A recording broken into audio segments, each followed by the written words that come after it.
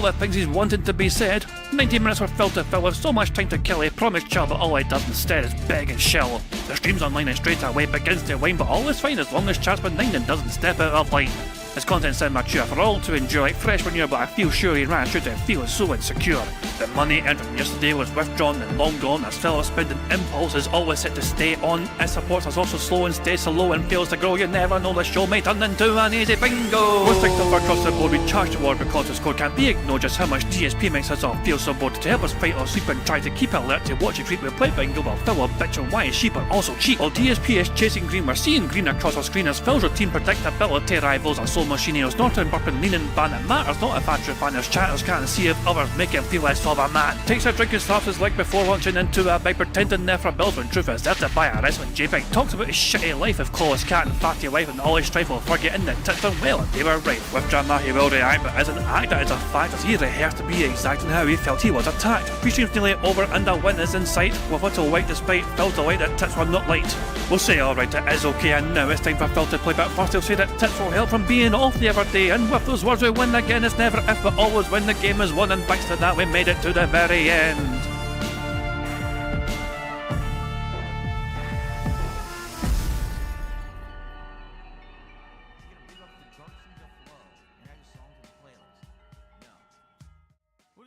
Hey guys, oh shit, I forgot to do this. 2 seconds. Damn it, I knew I was getting fucking something, I forgot to fucking do this, but how I'll go here, damn it. Great start to the fucking year, I forgot to fucking do this a little bit. There you go. You guys can see. Hey guys, King Jad here, and welcome back to DSP Bingo for what is today, Wednesday, the 1st of January 2025. Hope you're all doing well indeed. Yep, start of a brand new year. And yeah, hope you're all doing grand. Hope you're enjoying the year so far. If you're not enjoying the year so far, get a bit of fucking time. There's still another fucking 364 days to go and all that shit. It might get better, who fucking knows. But yeah, as you can see, Phil Burnell's awake and online, not jazz. He's looking very happy with himself. He's apparently fixed his logo. The background is no longer white. It is now like blue, which transitions into like a lighter blue. It's like in the sky, essentially. It looks like it's in the sky. Remember Phil originally wanted a transparent background logo, which I thought was dumb. I said it's fucking dumb. Having some sort of fucking colour behind it, whether it was white or just a fucking lighter colour, always made more sense to me. And it looks like Phil's finally fucking saw that himself. So there you go. But yeah, Phil's feeling quite chirpy. Phil's feeling quite happy. And you might ask yourself, why is that? Because the night streams for him have been getting incredibly generous support. Phil has been getting massive amounts of contributions on the night streams lately. I think the last 2 night streams I saw Phil Burnell being given about $1,200, $1,100 or so, I think. You know, he has got a lot of money over the last couple of nights.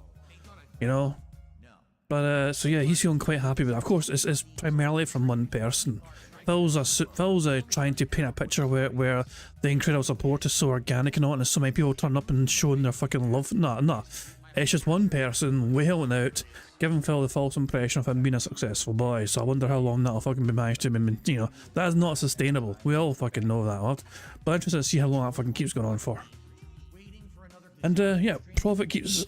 I apologise guys, sorry I didn't see that cough coming. I'm sorry for coughing to the microphone, that's my bad. I usually catch myself and saying that really hard work. Profits are saying RGBs take up GPU. I keep seeing him say this. Did Phil have a tech disaster the other day or something, or the other night? I mean, did I miss something that happened in a night stream? Did Phil was Phil late to his night stream or something because of some technical problems? I've got no idea. I'm trying to figure out what was going on. But apparently Phil had some issues.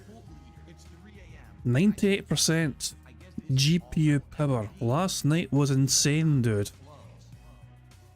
What the hell happened? I know I played, like, you know, Street Fighter, and I wasn't very happy playing Street Fighter. I kept getting his arse kicked and all that shit. Wait, he did 30 minutes of troubleshooting in the middle of Street Fighter. He got an error encoding overload. He had issues during the Street Fighter 6 stream, OBS crapped out. Bloody hell. Maybe we should check this out then. Hold on a second. Hold on. Maybe we should check this out. Let's go to Raw Phil. Let's go to live. And let's go to the night. Here we go. So you say it happened in the middle of the stream. Is it here? what happens? It seems to be around here, because obviously it's on the menu here. So where's the... what the fuck happens here? I don't know. Ah, jeez. So... Because Rockville was live for almost an hour, and then the pre-stream began. So it was quite late, as it was. Like, he started his night stream round about here. It happened within the first 2 matches. So Phil was late to his own shit, and then didn't even begin gameplay until around about here. And then they had tech problems after the first couple of matches, apparently. Was it around about here then? I'm very curious. First, I don't remember how to do it. How do I go to settings? Is this bit here? It is. It's running at 1080p, 120 hertz. So it's not that. I was thinking maybe it was pushing 4K and it was trying to downscale 4K, but it's not. So it had a disaster stream essentially. The thing's fucking breaking or whatever. But never mind all that though, because Phil Burnell, as you can see, got $686 on the stream, and he was stalling massively and heavily. Look at all that overtime he fucking done. He was pushing his audience to keep giving them more and more and more because he wanted $750. Within the last couple of days, as I said, within the last couple of nights, Phil Burnell has been given like $1,100, $1,200. So ridiculous amounts of fucking money coming his way, usually from one fucking person. There you go. Anyway, so how about this? So Meow Block has put together another compilation, and you know how bizarre the last one was, you know, and how much of a fucking mindfuck that was. So this is going to be more the same, I think, you know. So I thought we'd enjoy it together. Oh, he's doing a meme. Oh, this is cringe. Shut the fuck up and eat it. Eat it. Mash fucking buttons. Bro, fucking, bitch. What the fuck? Derek, you're taking off? I didn't even know you were here. Well, have a good night. Sorry that I have a finance background and I know about this shit. Shut the fuck up, economist. Seriously? Seriously. That may be one of the fucking funniest things he's ever fucking... Shut the fuck up, economist. Like, Phil telling an economist to shut the fuck up. Because I talk about that thing they're trying to fucking know about. Jesus Christ, man. I want to hear that again. Hold on. Let's rewind it just for that. Seriously. Nope. Don't know about this shit? Shut the fuck up, economist. There we go. Seriously? Seriously.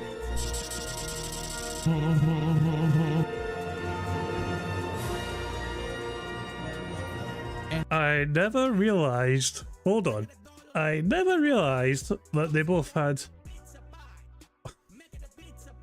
You know, if there wasn't video of this happening, I would have said this was AI.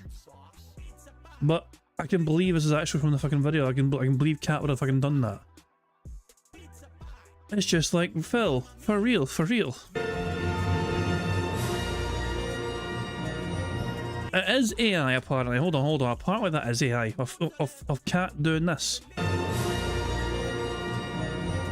And it could actually, in my opinion, change things. Still funny.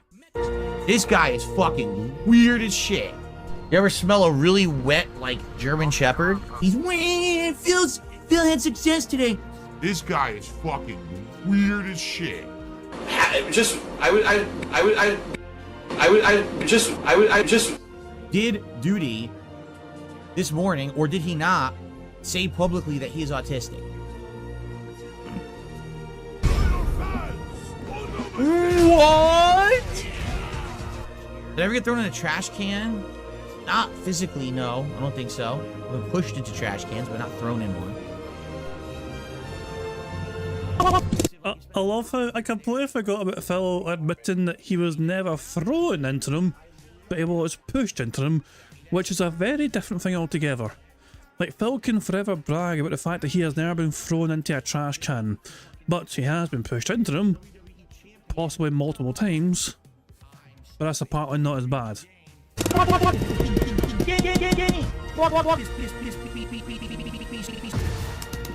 This sucks, man. So I ran up here when the power came back on. RPG day. Literally, fears. So that's correct. When I was underage, I was tossing salad and pumping yogurt, getting paid under the table by some guy. See?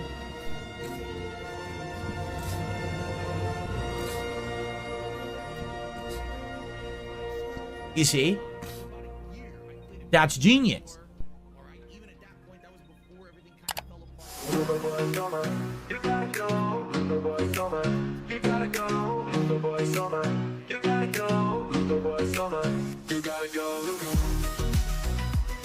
This might be the end of it. Yeah, this is the end of it. Oh, another classic compilation there from Meow block. Jesus Christ. Also, a little breakdown here. Just make sure Phil's not live yet. Oh, Phil's going live. Let's pause this some bitch then build up some speed up juice. Wait for it. Wait for it. Almost there. And pause that some bitch right there. There we go. Let's make sure we're on 1440p, nothing but the highest of quality on this bingo show. Make sure we're on 1.5 speed as well. And then we'll just fucking leave them there to fucking stew so we can build up some speed up juice.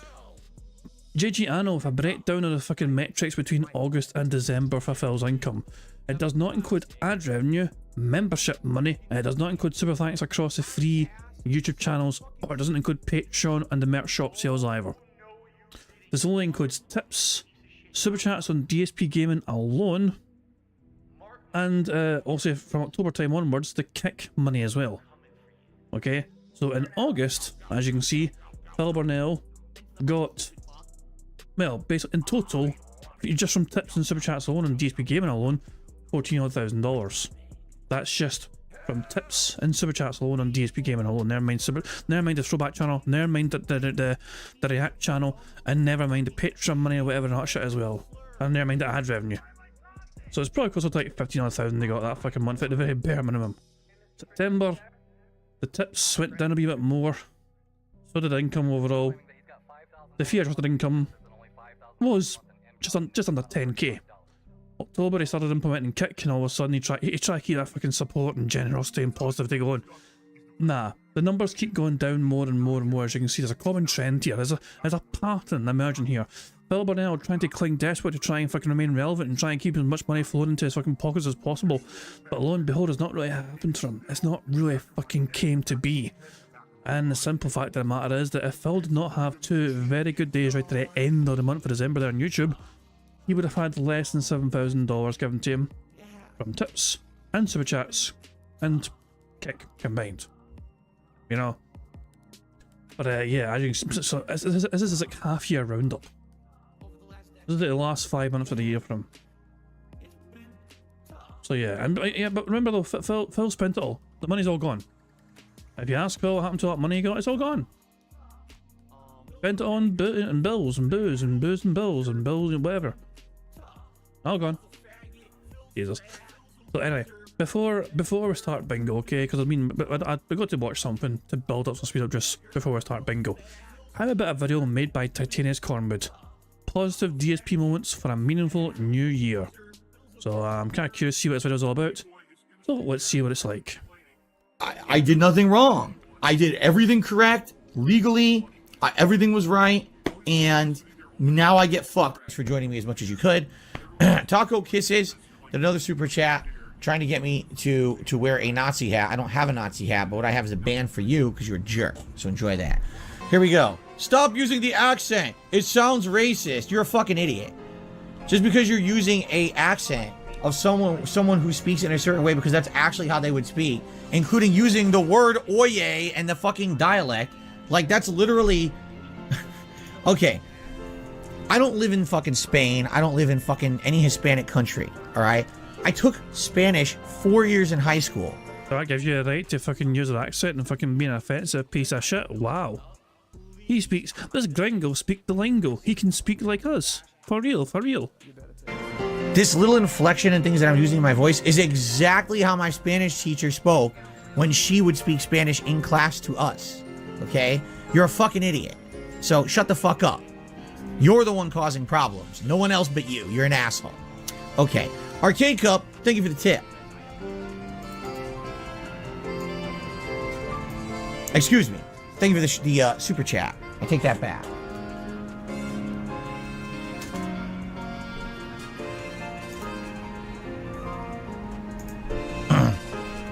All right.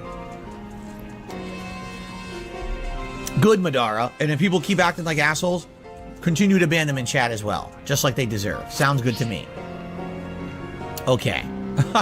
Out here, a smaller place, or if I'm going to move back to all the way to Connecticut, right? This was in the height of his hashtag Save the House fundraising. So yeah, this was a good time. I was contemplating the possibility of having to fucking, you know, potentially move. It's fucked up, man. It's fucked up because, again, I told you guys months ago, all right? This has nothing to do with me. I did nothing wrong. I paid a guy with 30 years of experience who assured me he knew what he was doing to do my taxes properly, and he did not do due diligence when I moved across the country to make sure I was doing my business taxes properly. He didn't even do research at all. He basically just said, there's no state income tax, you don't owe it, and he never went the next step. Now, 3.5 years later, he's shirking all responsibility, like he never told me that he could still be my tax attorney, which is insane. I mean, if Phil has evidence of this, then he can absolutely fucking, you know, that's a lawsuit, and that's a slam dunk lawsuit for Phil. The fact that Phil never pursued this legally to try and fucking challenge us in any fucking capacity means that he had zero fucking evidence to back up his claims whatsoever to actually try and get. Because you honestly fucking think that Phil would fucking willingly accept paying something like this? Like, the story that Phil has painted is that his fucking former tax guy, you know, when Phil lived in Connecticut, he had a tax guy, you know, and that Connecticut tax guy, I think he was a dean of a school, or a dean of like a fucking, you know, university or some pish or whatever, and apparently he was a fucking friend of his parents as well. Like, so it was like a family friend who was a dean of somewhere or whatever, who had some sort of knowledge of accounting and done Phil's taxes for a while when Phil lived there in Connecticut. And Phil claims that when he moved, that same person claimed that, I can fucking take care of that for you, no problem, doesn't matter if you're in a different state, I'll still do your taxes for you, it's no big fucking deal. But yeah, but you honestly fucking think that Phil would actually willingly pay what the IRS asked him to fucking pay, rather than pursue someone else fucking paying it for apparently cheating them at this situation? Nah, fuck off. He's out of profit. The story changed during the Side Scrolls interview. Phil admitted his tax guy could only file using what Phil gave him, meaning Phil held shit back. That's what I'm saying though, the story constantly fucking changes. Phil cannot fucking maintain a singular fucking narrative when it comes to this fucking mythical tax guy who apparently screwed him over. Phil claims he's done nothing fucking wrong, but Phil also didn't do his fucking due diligence, moving to a fucking different state, try to figure out what the fucking legal implications were as to whether he fucking owed certain CAD taxes or whatever for this. It's a different state. And Phil went there thinking we wouldn't have to worry about state taxes in Washington. Or some daft pish like that. I'm pretty sure that's the sole reason why I moved there in the first place. Because Phil thought he would have to fucking pay extra taxes. Absolutely insane, okay? That's the situation I'm in. I can't sue the guy because I have no money to do it. Any money that I make has to go towards whatever I owe these taxes before I think of anything, right? Before I consider anything. But now he's in such a fucking better financial situation thanks to the fucking redemption arc he's going through. Could he not potentially sue the guy now? After all, he has some money at disposal, potentially, to pursue legal action against this person. Phil has apparently talked to multiple lawyers throughout the years about several different fucking things. I mean, I don't know, it's like, the question mark is, he's willing to talk to lawyers about certain other aspects of things that goes on in his fucking life, and yet he's not pursuing this legally. There's something that doesn't add up there. Phil's story, there's glaring fucking holes in Phil's story as to why he's not pursued this anyway at all legally. Prophet says, I still say there were federal tax issues as well, not just state B&O, but like, he fucking defrauded his states in the first place. He defrauded his nation. That bankruptcy, he fucking pretended that those fucking microtransactions for WWE champions was a business expense when it fucking wasn't. So there's that to fucking begin with. So that's the position I'm in. And the problem is, it's a short time frame. Like, basically, I'm going to find out by the end of the year what I owe.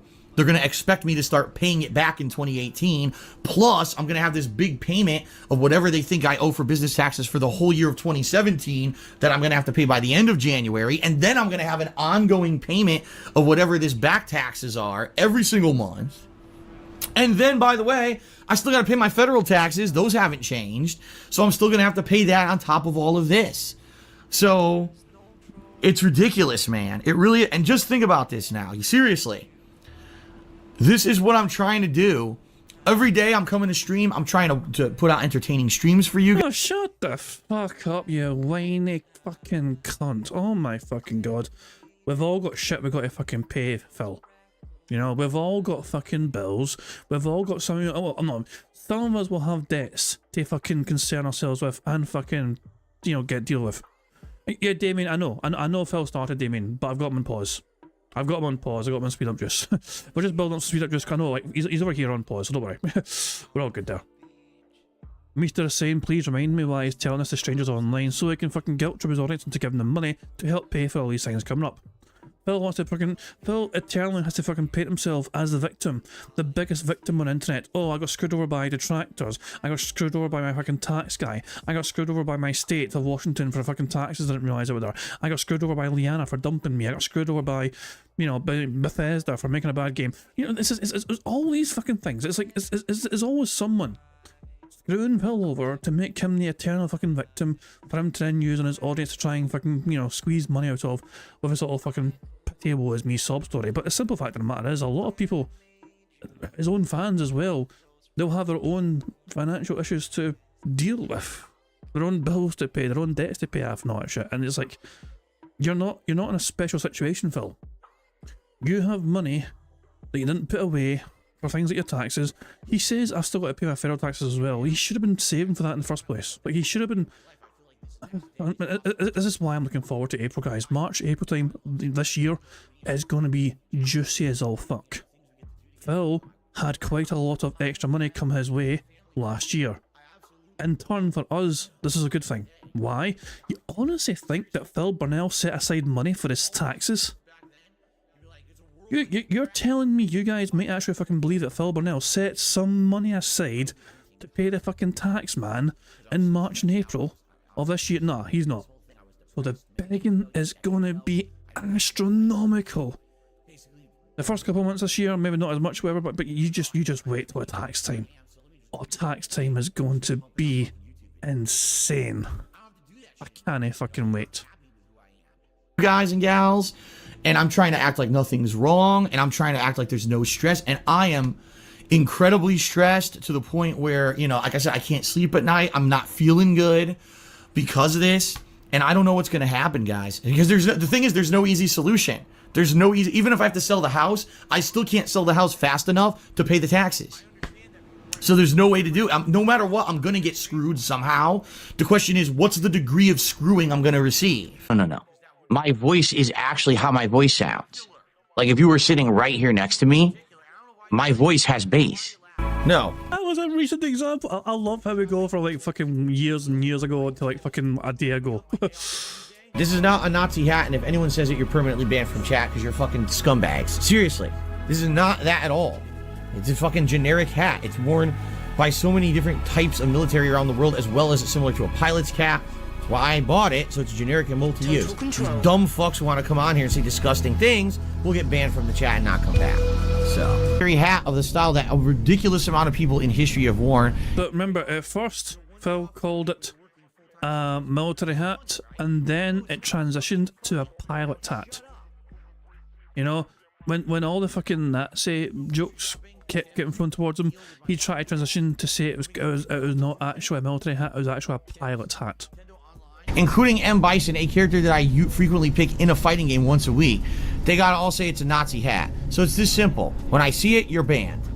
I'm not even fucking around. If I see you say it once, you're banned. This is your one warning. If I see it in chat, you are banned. I don't care if you're a regular. I don't care who the fuck you are. If I see it, you're banned. Period. I'm not putting up with your bullshit. Trying to be toxic on my fucking stream. I'm having fun here. And all of a sudden I look at the stream chat, everyone, oh, Nazis, Hitler, Nazis. No, how about this? Banned. Gone. Forever. Because I don't put up with your fucking bullshit. Your toxic shit is not welcome on my fucking streams, ever. So get the fuck out. Now. It's not a funny fucking joke. It's not. You're out of here. So I'm done with it. If I see it once, you're banned. And you're not coming back. No begging me in emails. Can I be unbanned? I didn't know. Fuck you, you toxic idiot. You gotta bring up fucking Nazis on my stream. Fuck you. You brought him up first, wearing that fucking Nazi hat. You're banned. Period. Now everyone acts like they didn't say it when it's been said for the past 10 fucking minutes. Imagine dressed like a fucking Nazi, then getting pissed off and people call you a Nazi and saying it's a Nazi hat. So I can't wait for the first idiot to be fucking banned right now. Alright, now can I concentrate on the game and have fun instead of listening to stupid dumb shit? That'd be great. That'd be really great. Jesus, man. There's another 10 glorious minutes and more of these oh, good stuff. No, there's no hat streak, there's no streaks like that anymore. Thank you, Swaggins. He says any talk like that will be banned on sight. It must be banned. I'm not putting up with it. Done with it. Enough with your sick shit. Fucking people piss me off, man. Piranha plant right there. What's this? Something to hammer, it looks like. Hammer it with your ass. Nice. I wanna be your ass hammer. Oh, God. I think I can skip this bit. It's just him singing ass hammer over and over again, I think. Will they ever? Oh, for God's sake, no. I wanna be. Yep, yeah, just singing over and over again. Fuck off. Next segment. You know, like, Phil... Like, once is bad enough, but he thinks it's funny enough to fucking keep going with it and fucking bury it in the fucking ground. Like, that's a problem with Phil all the time with his sense of humour. He has no real notion of, like, when to fucking, like, stop it, if you get what I'm saying. Oh, here we go. So we got to the end of the fucking ass hammer crap. Mister answered it, and Mister, you're not getting a wrench. You're too emotional, pal. you think you can handle having a wrench when you sometimes go mental? I don't know. That's a dangerous. I think it would be dangerous to give you a wrench, Mister. I don't know, man. I feel like I'm playing with fire if I give you a wrench. Ass hammer of Like a Dragon, showing things out of context, not representative of what's going on or who the people actually are, but making shit up for drama's sake, and now they lost their jobs because of it. And I'm like, dude, this is my fucking life. This is exactly what happens to me on a daily basis. I have stalkers on the internet who just make shit up. You know, they have never substantiated their claims of anything that they've said in these things that are ridiculous. You know, every once in a while you say, okay, well, Phil raged today playing Street Fighter and he insulted some players. That's true. It's well documented. The footage is there. You can watch the footage on my channel, for God's sakes, right? Who cares about that? But the problem is the other stuff that they say and do about me that's completely falsified, that they have absolutely no concrete evidence of at all, but they say shit all the time. All these crazy conspiracies they come up with, and YouTube allows it. YouTube just allows slander campaigns for personal gain. It's insane. Now, in reality, it's funny because, you know, by the way, how about this? I don't know what the fuck idiots are talking about with memes and shit. Oh, go. It's like, he's just like me. I don't know what the fuck you're talking about. I don't follow your dumb fucking memes. So take your meme and shove it up your fucking ass, because I have the ability to make an observation that's factually fucking based. Just because I'm Darkside Phil doesn't mean I get to ignore fucking facts that the characters in this game are going through what I go through on a daily fucking basis. Shut the fuck up. I'm not taking your shit. I don't care who the fuck it is. There's people in the chat right now. Oh, he's doing a meme. Oh, this is cringe. Shut the fuck up and eat it. Eat it. Give me your mailing address. I want to mail you a spoon so you can eat shit out of my fucking ass. I'm tired of people saying that because I am who I am, I can't say a factual observation. It's a fucking fact that the characters in that game are going through what I have factually gone through on a daily fucking basis for years. So shut the fuck up. I am not putting up with any of this shit ever again. You're gonna tell me I can't make a factual observation? How about you kiss my fucking ass and lick my balls? Yeah. Wait for it. And I'm fucking pissed about it. Because I see this shit. Oh, he can't say that. Oh, yeah? I can't say a fact? What fucking world do we live in that I can't say a fucking fact, you bitch? Kiss my fucking ass. There's more. There's more. Enough is enough with this shit. Yeah, King be cruel. King be bitch. You're gonna say dumb shit like that in fucking chat, and everyone else who said that too. And that is how King be cruel became a detractor. People in the comments, all my haters saying it in their videos. So now we know what you're watching every fucking day, right? You dumb fuck. Shut the fuck up. No one cares about your bitch ass meme-able opinions. There's facts, there's reality, and then there's your bullshit world that you live in on the internet where you circle jerk each other with your conspiracy and your nonsense, and no one fucking cares about you except your circle jerking community. The problem is there's too many of you. There's too many fucking idiots. And enough is enough with this shit. It's time to call it out. Just because I'm one of the most abused people on the internet doesn't mean I don't get to make a factual observation. I can say whatever the fuck I want, and you like it, or you shut the fuck up. Now, you got a problem with that? Test me, bitch. Because I'm not putting up with it anymore. I'm not. I'm not gonna have people come in here on my streams and in fucking other videos and say, oh, he's just, oh, look, you know, I'm like him, just like me and him. Shut the fuck. No one even knows what you're talking about. I've never even heard the meme before because I'm not an asshole. I'm not a fucking dumbass, mouth-drooling idiot. I don't follow the dunces follow on the internet. It's my life I'm talking about. Right? So, reminder, what triggered this meltdown from Phil was someone saying in chat, he just like me, FR. Like, Phil saw it and thought, that's an attractive meme, and then he just fucking lost the shit. And it's true. Follow the plot of this game. This is exactly what I've gone through. I've lost tons of business opportunities. I've lost the ability to branch out on the internet as a content creator. Tons of people, hundreds of thousands of people will never check out my content because all they hear is conspiracies about me. Fuck off. Jesus Christ.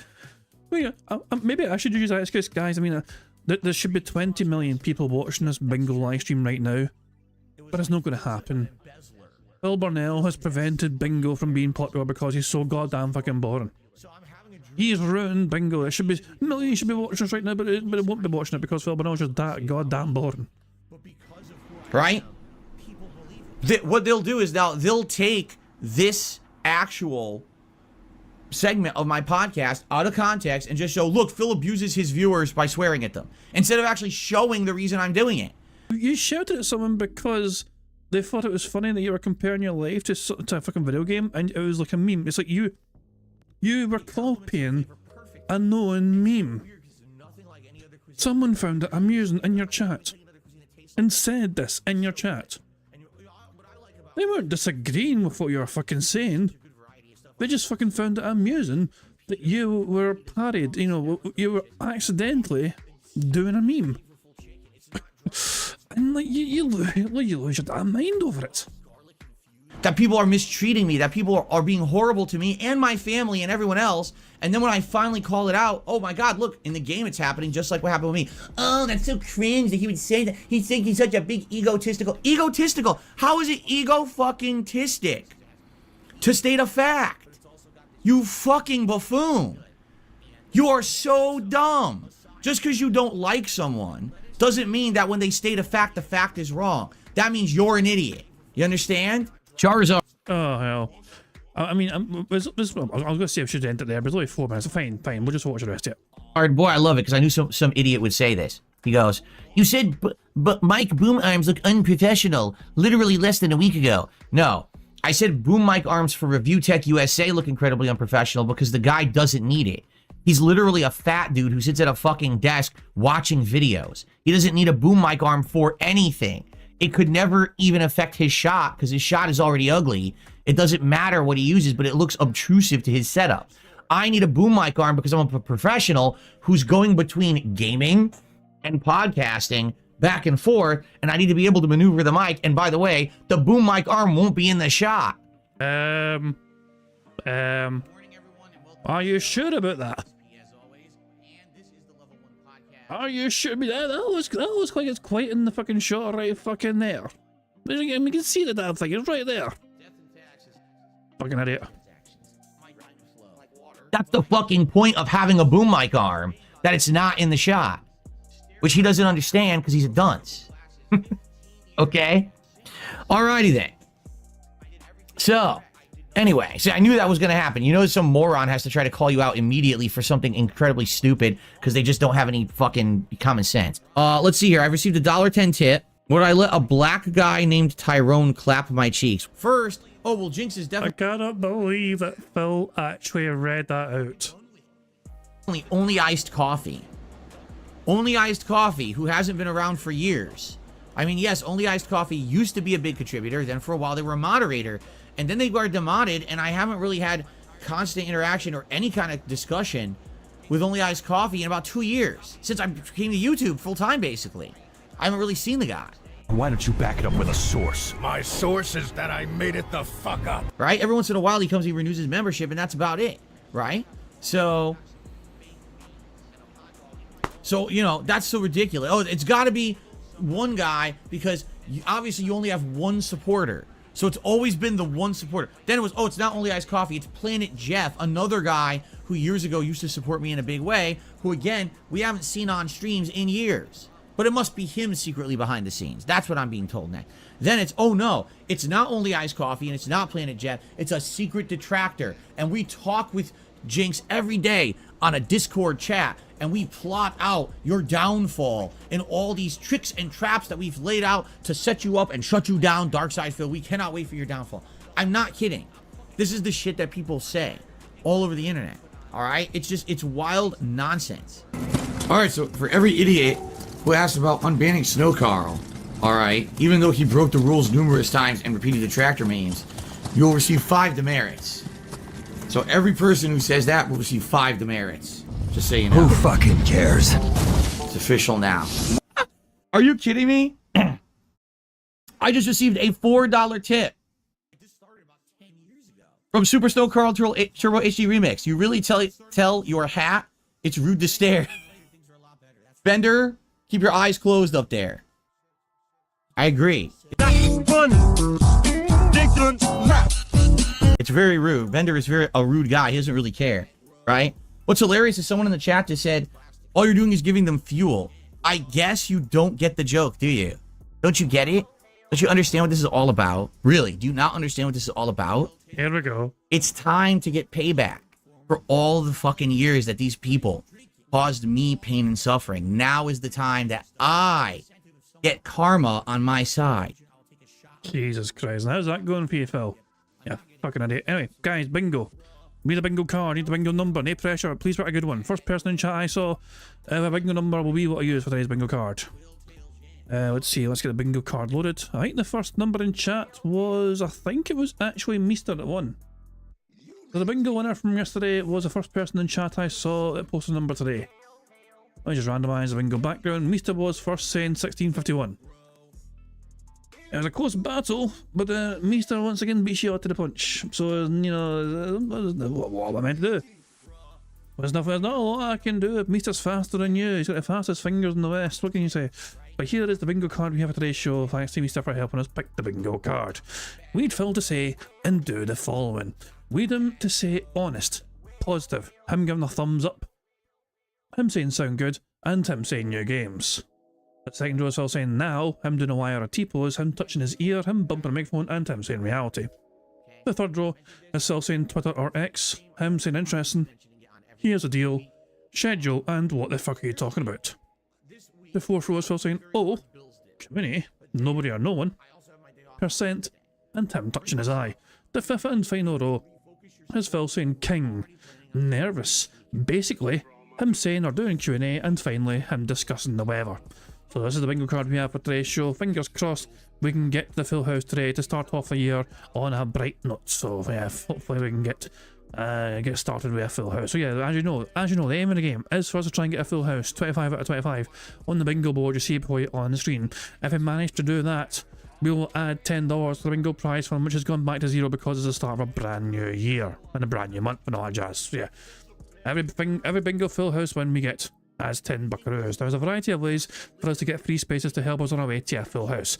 For example, if Phil burps, begs, or snorts 10 times before he starts recording for a shitey gameplay, that gives us a free space. If we get 5 new or rejoining members for every 5 we get, that gives us a free space as well. And finally, if we get 100 likes on this bingo stream, not only does that give us free spaces for the bingo card, but you guys also get to enjoy the Bubbles animation made by the supremely talented Pixar Animations to celebrate the 100 likes on the bingo screen. So good stuff indeed there. Also guys, there's one more thing of course to cover, but I'm going to let Phil Burnell cover that for me. Well, hello everyone, Phil Burnell here, letting you know about King Jad's Bingo and Marbles gameplay on YouTube. Now, you need to leave a post in the community tab to enter, and that's it. A lucky winner will be picked by playing Marbles at the end of the month. It is just that easy, any mouth-drooling idiot can do it. I need to remind everyone, it's the start of a brand new year. That means it's a brand new community post. There isn't, as of right now, there are Xeno marbles. There are Xeno marbles on the list. I've reset everything. Brand new year, completely reset. So the link in the description of the stream is a link to a brand new community post. So yeah, you might. So in case you were thinking, is my name on? Your name's not on it. No one's fucking name is on it. So yeah. Warren is asking, has Mr. been here? Mr's here, he's picked the bingo card, and yeah, Mr's definitely here. So yeah, Warren was wondering where his Mr. is. But aye, fuck me man, so yeah, brand new community post. Make sure you leave a comment between now and the end of the month. The whole else is asking, my name's not even on it. Yeah, my name's not here, so there are Xeno marbles added to my list so far. I can guarantee there's not a single marble added so far. Although to add them, I need to actually go to the comments first on the community post and then add them myself manually. But yeah, I mean, also, if your name's on it, if your name's on the community post now, fantastic. But I've not added it yet. But yeah, also make sure you comment. Yeah, you've all lost your marbles. That's exactly what's happened. We've all lost our marbles. Start a brand new year, so if I can just scrub the whole list, reset the whole thing. Get you know, so some people might be on the list that are not here anymore, you know, for whatever reason. So it just makes sure it removes the kind of idlers and the people that are no longer here, not you know. So cool stuff indeed. Brand new bingo list. You've got all month essentially to add your name to it. So when we have a marble race at the end of the month, we have some marbles just, you know, being with a chance of claiming half of that bingo prize fund. Okay, I think the only thing left for to do when it comes to the bingo anyway is for me to press the random Scottish soundboard button to send us off into battle once more. This is the fucking Shawshank Redemption, right? But with more tunneling through shit and no fucking redemption. No true word was ever fucking said. Good luck everybody. Here we fucking go. Happy 2025, everyone. I'm DSP, and this... I thought he... Is that the Portal handgun? I thought he sold that.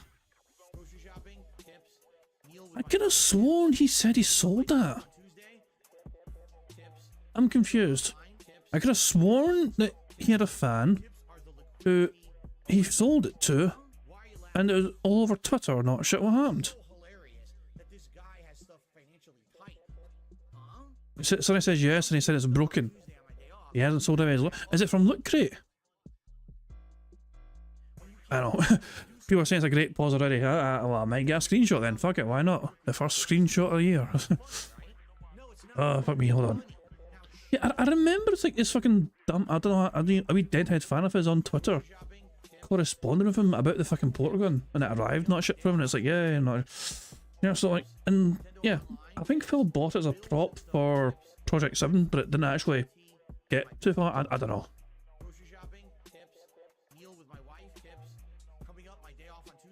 There we go, good stuff indeed. Every time you fucking leave full screen and that shit goes back to top, it's so annoying. Right, here we go. So let me just get this image in the member Discord, and the members can enjoy it to their heart's content. Cool stuff indeed. Anyway, let's get back to the fucking bingo before I was distracted by the fucking portal gun. I'll just rewind it just in case I miss anything. Happy 2025, everyone. I'm DSP, and this is the first episode of the Level 1 podcast of the new year, and we've got a fireworks show going on. I hope that you're excited for 2025. I am. I want to talk today about the year that was, what actually went down in 2024, because let me tell you, it was an interesting year for many different reasons. Started off really confusing when it came to games, and then midway through picked up and went crazy by the end. So it's going to be a really fun, reminiscing episode, plus some exciting announcements and new stuff on the horizon. We've got big updates and positive, big improvements. Let's talk about all of it. here on the very first episode of 2025 of the Level 1 Podcast. Who fucking cares? Let's skip his fucking shitey long intro. Waste a fucking time long intro. Alrighty, everyone. Good morning and welcome to the show. I'm Darkside Phil. This is the Level 1 Podcast, here live on DSP Gaming or on DSP Gaming Reel, respectively on YouTube and Kick. And welcome to the fireworks show. It is a new year. Everything has reset. The set has reset. The animations have reset. The attitude has remained positive. Everything right now is going well. And I'm excited for a whole new year of content with you. Thank you for the year that was of 2024. It was an amazing year. It was a fun year. It was a great year. Although, admittedly, it started off slow and wasn't looking so good. But then things turned around, and now, as you can see, holy crap, what a difference. I'm excited, and I hope that you guys are too. In fact, I have a picture that I wanted to show you, but I accidentally closed the app. I'll try to get it open here live. Who fucking cares? Where is it on my desktop? It's literally not there. That's great. Okay. I love how his microphone is still cutting out occasionally, but he doesn't trust anyone that tells him that it is. So, just to show you a little bit of a change over the years here. Oh? Still waiting, Phil. Still waiting. Take a look at this. So, Jesus Christ. Who? Which dumbass put this together? Like, what dumb bastard fucking put this together? This strange little collage. It complements the flavor perfectly. Who? Phil has been done dirty here with this top fucking right one. What the fuck? Someone's done him dirty. What I like about Mediterranean food is usually when you get it, you get some Jesus Christ. But Phil, you can't include... Phil, you can't include a screenshot from 2025 because it wasn't from 2025. This is a screenshot from 2024. This is factually incorrect. The best kind of incorrect. So this is a lie. I just want to point out this is an absolute fucking lie that Phil was portraying to his audience. If I took a screenshot today, of course, obviously, I'm doing a stream, and then included in this fucking shit, that'd be good. But nah, he's absolutely fucking deceiving everyone here with his bullshit. That's just me being pedantic, of course, I'm not wrong. you want to talk about change. You want to talk about improvement.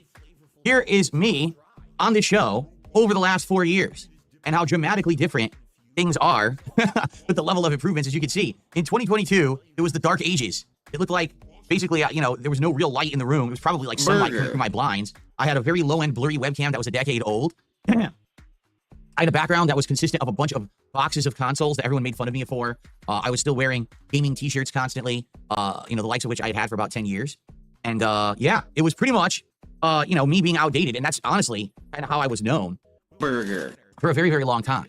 In 2023, I started with some improvements. I decided to actually try to have a background on my show that would be somewhat visually appealing. As you can see back then, I actually did have the ghost light from Pac-Man, but I was using the 8-bit artwork behind me back then to basically fill the space. 2024 is when there started to be some big improvements. As you can see, number one, I did have a webcam upgrade. It's not what I'm using today, but there was a webcam upgrade that allowed the visuals to be better and have better, not only color, but lighting. I had a ring light at that point instead of this stupid, dorm room light that I was using for a good decade.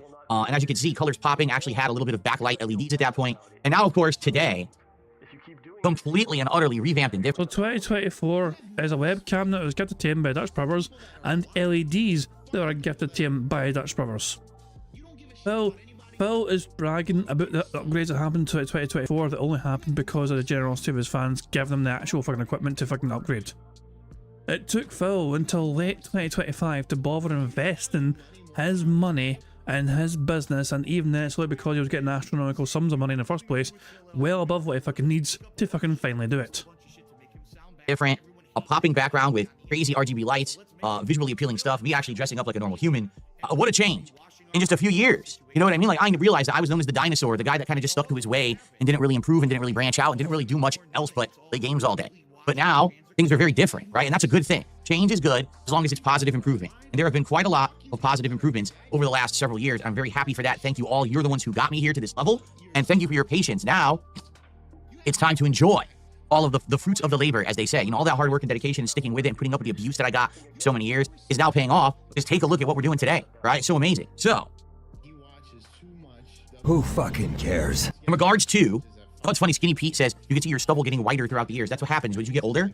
You actually start to have, gray or white or silver hair. It's a natural thing that humans have, So let's take a look, shall we? Take a look behind me. What we have here is a completely streamlined background. As you can see, no 8-bit art. And you might say, well, why not? The 8-bit art's really nice looking. You've been using it for like 2 years straight. What happened? Well, as you can see, my background is crazy good now. If we're, talking this very, very nice to look at soundproofing Elgato foam, or the crazy amount of like lights and things that I have now. You want to see the background, don't you? So obviously, if I have a bunch of 8-bit art up, you can't see what I set up. Why would I spend all this time and money setting up this display if you can't see it? So obviously, I was like, you know what? Definitely for January, we have to do minimalist. Let's do a minimalist background so that you can see the wall and you can see the light show. Every day will be a different kind of light style here on the show. And today, fireworks to celebrate the coming of 2025 and the new year. I'm sure many of you probably saw a real life fireworks show last night, right? That's cool. I saw some of it with my wife. We were watching some of the Seattle fireworks that they do at the Space Needle, and we could hear them. There was like 3 or 4 different fireworks shows around us last night. They were all going off loud all night. So sadly, we couldn't stay up to really do much because my wife had to go to sleep because she had to work early this morning. It's where she is right now. So it is what it is. We didn't really do much to celebrate, but at least we got to hear some fireworks. So in the background, we've got the Pac-Man Ghost now with my crown on. Obviously, we have the Divoom Pixu 64 frame that'll have New Year's themed animations. At least I would say for the first half of the month. We'll see if I change it up halfway through. You might say, what is this guy? So this is interesting. That is a portal gun replica, although it's not full scale. At one point, I actually did have a full scale portal gun replica, and it was expensive. It was like $400. I bought that over a decade ago, and I had it as a prop that I was going to use in one of my shows, but it never came to fruition, and I ended up selling it off. This one is a miniature prop replica of a portal gun from the game Portal 2 from Valve. How did I get it? Well, funny story. Way back in the day, I used to buy all of my video games from GameStop. That's right, the retail video game chain. Pretty much every Tuesday morning, which is the day when historically games would come out in the United States about a decade ago, I would drive to my local GameStop, and I would line up and buy all the new games for the week, usually in one fell swoop. Usually there'd be 2 to 3 games every week that I'd be interested in covering for YouTube. And after doing that, I was part of their, what was it called? The Power Up Club? Power Up Rewards. That's what it was called. And you had to pay for it to be part of the premium club. But basically, you would accumulate points over time for purchases and for trade-ins. Because what I would do is I would play through a game within 2-3 days and beat it. So within a week, I'd have like 2-3 games completed, and I would go back the next Tuesday and trade in all the games that I had beaten. So some weeks, I was spending $100, $200, $300, but then the next week I would trade it back in and get like half my credit back. It was a good way to go about things. Of course, today, the entire trade-in industry collapsed. You can't really get much for trade-ins anymore, so it doesn't really make sense to even buy a physical copy. But the reason I'm bringing this up is when you bought games and traded in games at GameStop, you would accumulate these reward points. And I basically never touched them. Like, I just let them sit there for like years. So after like 2-3 years of doing that as a YouTuber, I had accumulated like hundreds of thousands of points. And this was the top reward that you could redeem them for, was this Portal replica gun. Now, I literally never used it. It sat in a box for over a decade. I had it in storage. I had it in my closet here. Finally, I'm like, oh, it's time to bring it out. Let's actually have it on display, which is really neat. So I opened it up and it actually has batteries. Like, oh, you gotta put batteries in this thing? What does it do? So I put in the 3 AA batteries. I screw it together. I press the button. It's dead. It's dead. I literally never used it and it's dead. I seem to remember like a decade ago, I tested it, maybe even on camera. Maybe I did a video of testing it. I'm sure people will now scour my videos to find this. And I swear it worked. I swear I remember it like lit up or something. Who fucking cares? Yeah, in this regard, I don't know why it broke. I haven't touched it, You historically have been awful at maintaining the toys you have at your disposal. Just because you fucking kept it doesn't mean you fucking took good care of it. That shit's off for getting thrown from room to closet to fucking closet when I cross the fucking country with you. Nah. And you never even bothered to fucking look at the thing. Nah, of course it fucking died. So, yeah, it's cool, at least for the set. I wish it worked. It would be nice if it would be glowing like orange or blue right now, like I think it was supposed to, but it doesn't seem to work. On my left, the game over sign, and of course, decided for extra fanciness this month, I'll bring back the Tesla coil lamp from Metal Gear Rising: Revengeance in 2012. It was the collector's edition of that game 13 years ago. Yes, it still works very nicely. So what a display we have this month. As you can see, no big 8-bit art, no giant things kind of standing out. I want the background to show. And of course, as you can see, my new microphone right there, and I've got it in a good position, kind of like off camera and not taking up space. So looks good. He fondled the microphone, so that counts as him bumping it. Art, no giant things kind of standing out. I want the background to show. And of course, as you can see, my new microphone right there, and I've got it in a good position, kind of like off camera and not taking up space. So did he actually touch the microphone? Well, he gave a thumbs up. That's what I'm sure. He gave a thumbs up. Did he actually touch the microphone there, or was he just going around it? Big 8-bit art, no giant things kind of standing out. I want the background to show. And of course, as you can see, my new microphone right there, and I've got it in a good position. He didn't actually. I'm going to have to remove that mic bump. He didn't actually touch it. That's bad. But I thought he did. But nah, he didn't actually fucking touch it. He just went around it. Kind of like off camera and not taking up space. So it looks good, does it not? Now also, Nope. no, Rigatoni, I replaced the batteries. I didn't. Did you just replace the battery? I replaced the batteries. I put new batteries in. It doesn't work. I don't know why. It busted itself or just wasn't well wired to begin with. Who knows, right? I love when Phil speaks quite quiet. It cuts out so many more words. Is he going to trust what his audience tells him today? Or is he still going to fucking assume that the microphone is fucking perfect? I'll tell you what though, it's a good thing that keeps happening. Hopefully his audience tell him about it. It guarantees a mic bump if he does get told about it. So, good stuff there. And I'm excited. Now also, all of the animations have now been changed around to new animations. Give me your now, when I money, say give me new, your money. they're all existing animations that you've seen, but it's in an interesting shuffle. Like, over the years, I've accumulated so many different animations. I've got ones of me from back in the day dancing around or doing a chair spin. I've got ones of, me looking like the characters from Yakuza. I've got ones of me looking like the characters from Street Fighter. So what I've done is I basically picked the best ones of all of those animations and kind of put it together as an amalgamation. So now, no matter how you contribute, whether it's a super chat or a super sticker here on YouTube, whether it's a sub or a gifted sub over on Kick, or whether it's shipping, PayPal, which obviously applies to everything, you'll see a different style of animation for every level, and that's really cool that now we've got the variety going. Sadly, the holidays are over, and it is a sad time when Christmas ends, the Christmas season. It's a good season. I love it. It's my favorite time of the year, but it's time to move forward positively, all right? And before we do reminisce on the year that was 2024, I would like to tell you very briefly, because I don't have concrete details set yet, but I would like to tell you about some of the awesome stuff that's coming up relatively very quickly in 2025, okay? First off, as I already told you guys, my year-end series are coming. I have to now begin work on them. The good news is the set is done. The studio is upgraded. I'm not doing any more technical nonsense. I'm done with this. What it is what it is, and we're going to move forward positively with all the new stuff, okay? Now that I'm done tackling upgrades and technical stuff every day, I can work on the year-end series, all right? So what are the year-end series? Number one, the most disappointing games of the year countdown, where I go through the games that I feel were disappointing to me. To clarify, because I have to do this every year, this is not the worst games of the year countdown, all right? I'm not going out of my way to find the worst games of the year and slam them. I want to tell you about the games that I played that I wished were better, or that were supposedly at some point good, but then ended up disappointing me. For those who actually watch my content pretty regularly, you probably can think of in your heads a couple games this last year that maybe I was enjoying, then all of a sudden I just stopped enjoying. Well, that's Marvel Rivals because you weren't getting the money. Black Myth Wukong because you weren't getting the money. So many other games because you weren't getting the money. It's exactly the kind of game that's going to be in that countdown, all right? So, this is going to be exciting, and I hope that you guys are excited for that. Nope. And that's going to be coming very soon. And then in addition to that, there's the other countdown, my Game of the Year awards, where basically I go through my games that I feel were the best games of the year, and I rank them, and then you get to find out what was my favorite game of 2024. Now, I've done these in various different ways over the years. This used to be an on-demand video series that basically I just uploaded to YouTube. Now, that was back in the day when I used to video edit and do all that stuff, okay? Then I became a full-time streamer in 2017, and I stopped video editing, and then everything was live streamed. So basically what I would do is stream at night, where I'd say, okay, it's the most disappointing games countdown, and play a clip of the game and talk over it and tell you why it was disappointing, okay? Now, in truth, I would like to do an edited video series again with voiceovers, sick, with all my fancy tech.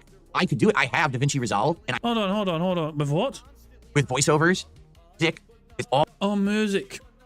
I didn't realize you said fucking music because it cut off the first half of the fucking word. Phil, your microphone's flawless. Don't worry about it. my fancy tech. I could do it. I have DaVinci Resolve, and I'm learning it, and actually I'm learning it pretty well, to the point where I think that I could probably put together a nice series edited for you. The issue is, if I do that, then I can't stream. So the question is, do you want me to take time off from streaming? Like several nights. There would probably be at least 2 nights off from streaming. I can translate this, okay? I can translate this for you guys. If Phil is going to take time off from streaming to fucking put time and effort into this edited content, are the people going to fucking dedicate it to fucking watching it and trying to make that shit go viral to make up for him not streaming? He's going to fucking want big massive numbers watching these fucking videos to make up for him not streaming. If it's fucking like, oh, it's a slow, the video's not getting views. I wanted this video to get like fucking 10,000 views at least, in the first 24 hours and nothing happened. He is not going to want to fucking sacrifice a stream to have a video that he put his time into, only to fucking flounder and not get numbers. He thinks he's above that, I don't think he's going to sacrifice a stream. The night streams in particular have been carrying him lately. To sit down and work on those countdowns and have edited offline videos, or would you prefer if I just live streamed it like I've done for years? That's the question, okay? And I'd like to hear your opinions on it, all right? Burger. And I'm curious what your thoughts are, right? So, and here's the thing, immediately already, I see that there's people who have mixed opinions on it. See, here's some of the mixed opinions. I'm gonna read them right out of chat.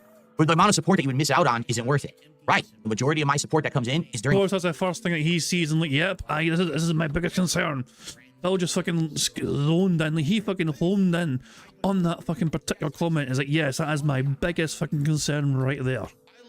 Money. Read them right out of chat. But the amount of support that you would miss out on isn't worth it. Right. The majority of my support that comes in is during live streams. My on-demand videos, do they get views? Yes. Do they bring in a lot of revenue?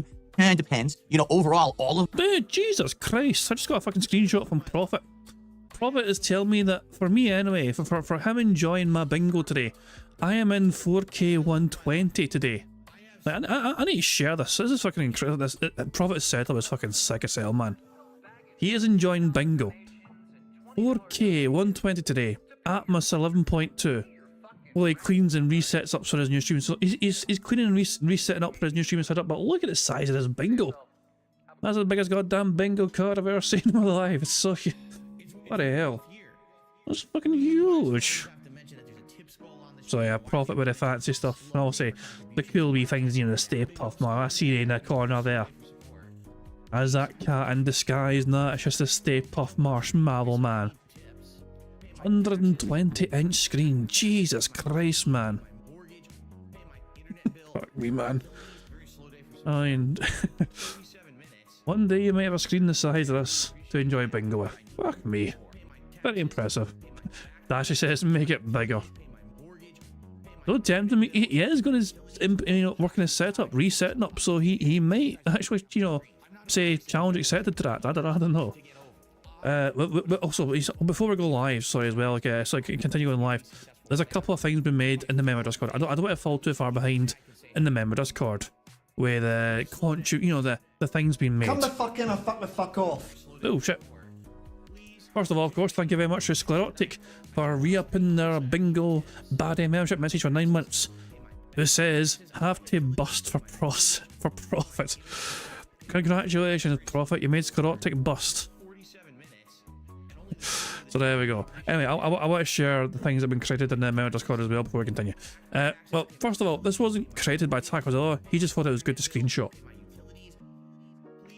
I'm going to go one further. Copy the image. Let's remove the background there. Let's see. Let's remove the background here. Oh, God damn, it's fucking hair and shit. Was it? How do you? I don't remove this bit here. Oh, God's sake, remove that. No, remove. Oh, for God's sake. It blends in with it's because of shitty fucking webcam. Why would you remove? Fuck off.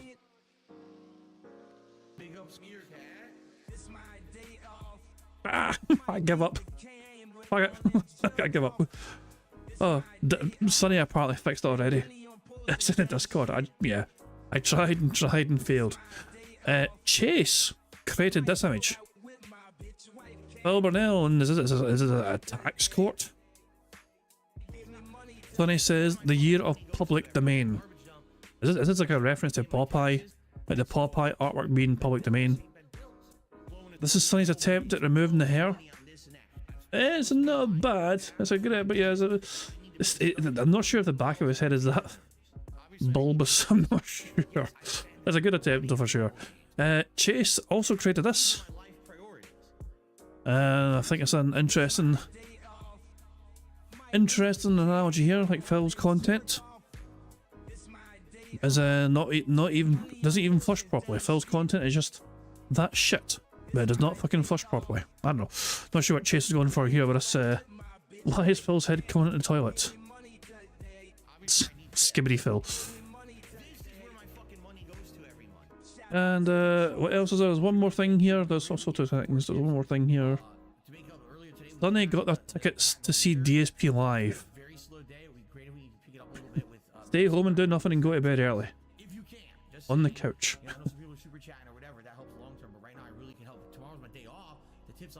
Fuck me anyway. Let's crack on with the bingo, shall we? Good stuff indeed. I don't want to fall too far behind with the member submissions, Quite a few of them, so I thought I'd try and get them out of the way, and good stuff indeed. Anyway, let's get on with bingo. My videos together get a good amount of views that bring in ad revenue for me every month, but it's not like one particular video blows things out of the water. I haven't had a viral video in a very long time, okay? Who fucking cares? So, that's the thing. Very well, what could happen is I work several nights on these edited videos. I put them out for you, and then guess what? Doesn't get a lot of views. I would even tell you, I feel like even if I worked hard on this, year-end series, and I put out 2 big videos, one is the most disappointing games countdown, and one is, Game of the Year awards or whatever. I would bet at most the videos would get a couple thousand views. And guess how much money that makes you on YouTube? $5. I'm not kidding you. A 2,000 view video on YouTube makes you around $5 in ad revenue. So is it worth me taking several nights off to edit and work on these videos to then release them and make $5 each? I think you can see why I became a full-time live streamer, okay? I loved being an on-demand YouTube. No, really, I did. I thought that having this library of on-demand content at all times was an awesome thing. I still enjoy the fact that I archive my live streams as on-demand videos, but the profitability of that fell away a long time ago because YouTube dropped the ball. YouTube screwed their own business up. They lost their major ad revenue, advertisers, and it had to change. Had to change for the better, and I did. So I think I will do it as a live streaming series this year. Now, I'm not saying that long-term, I won't try to change things to a little different. In fact, to be honest, I would like to start doing edited content. As I told you, one of the things I would like to do is start editing the daily highlights here on the channel. Now, I haven't done a daily highlight in several days because I've been so busy with other things. Like I had to get this background set up and technical issues and upgrades and all this.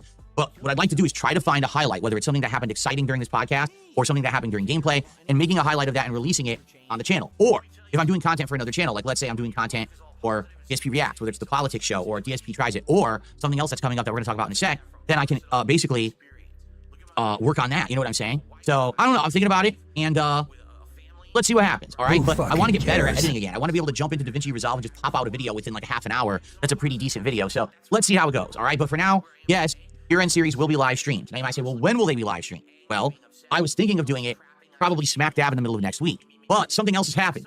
Not aware.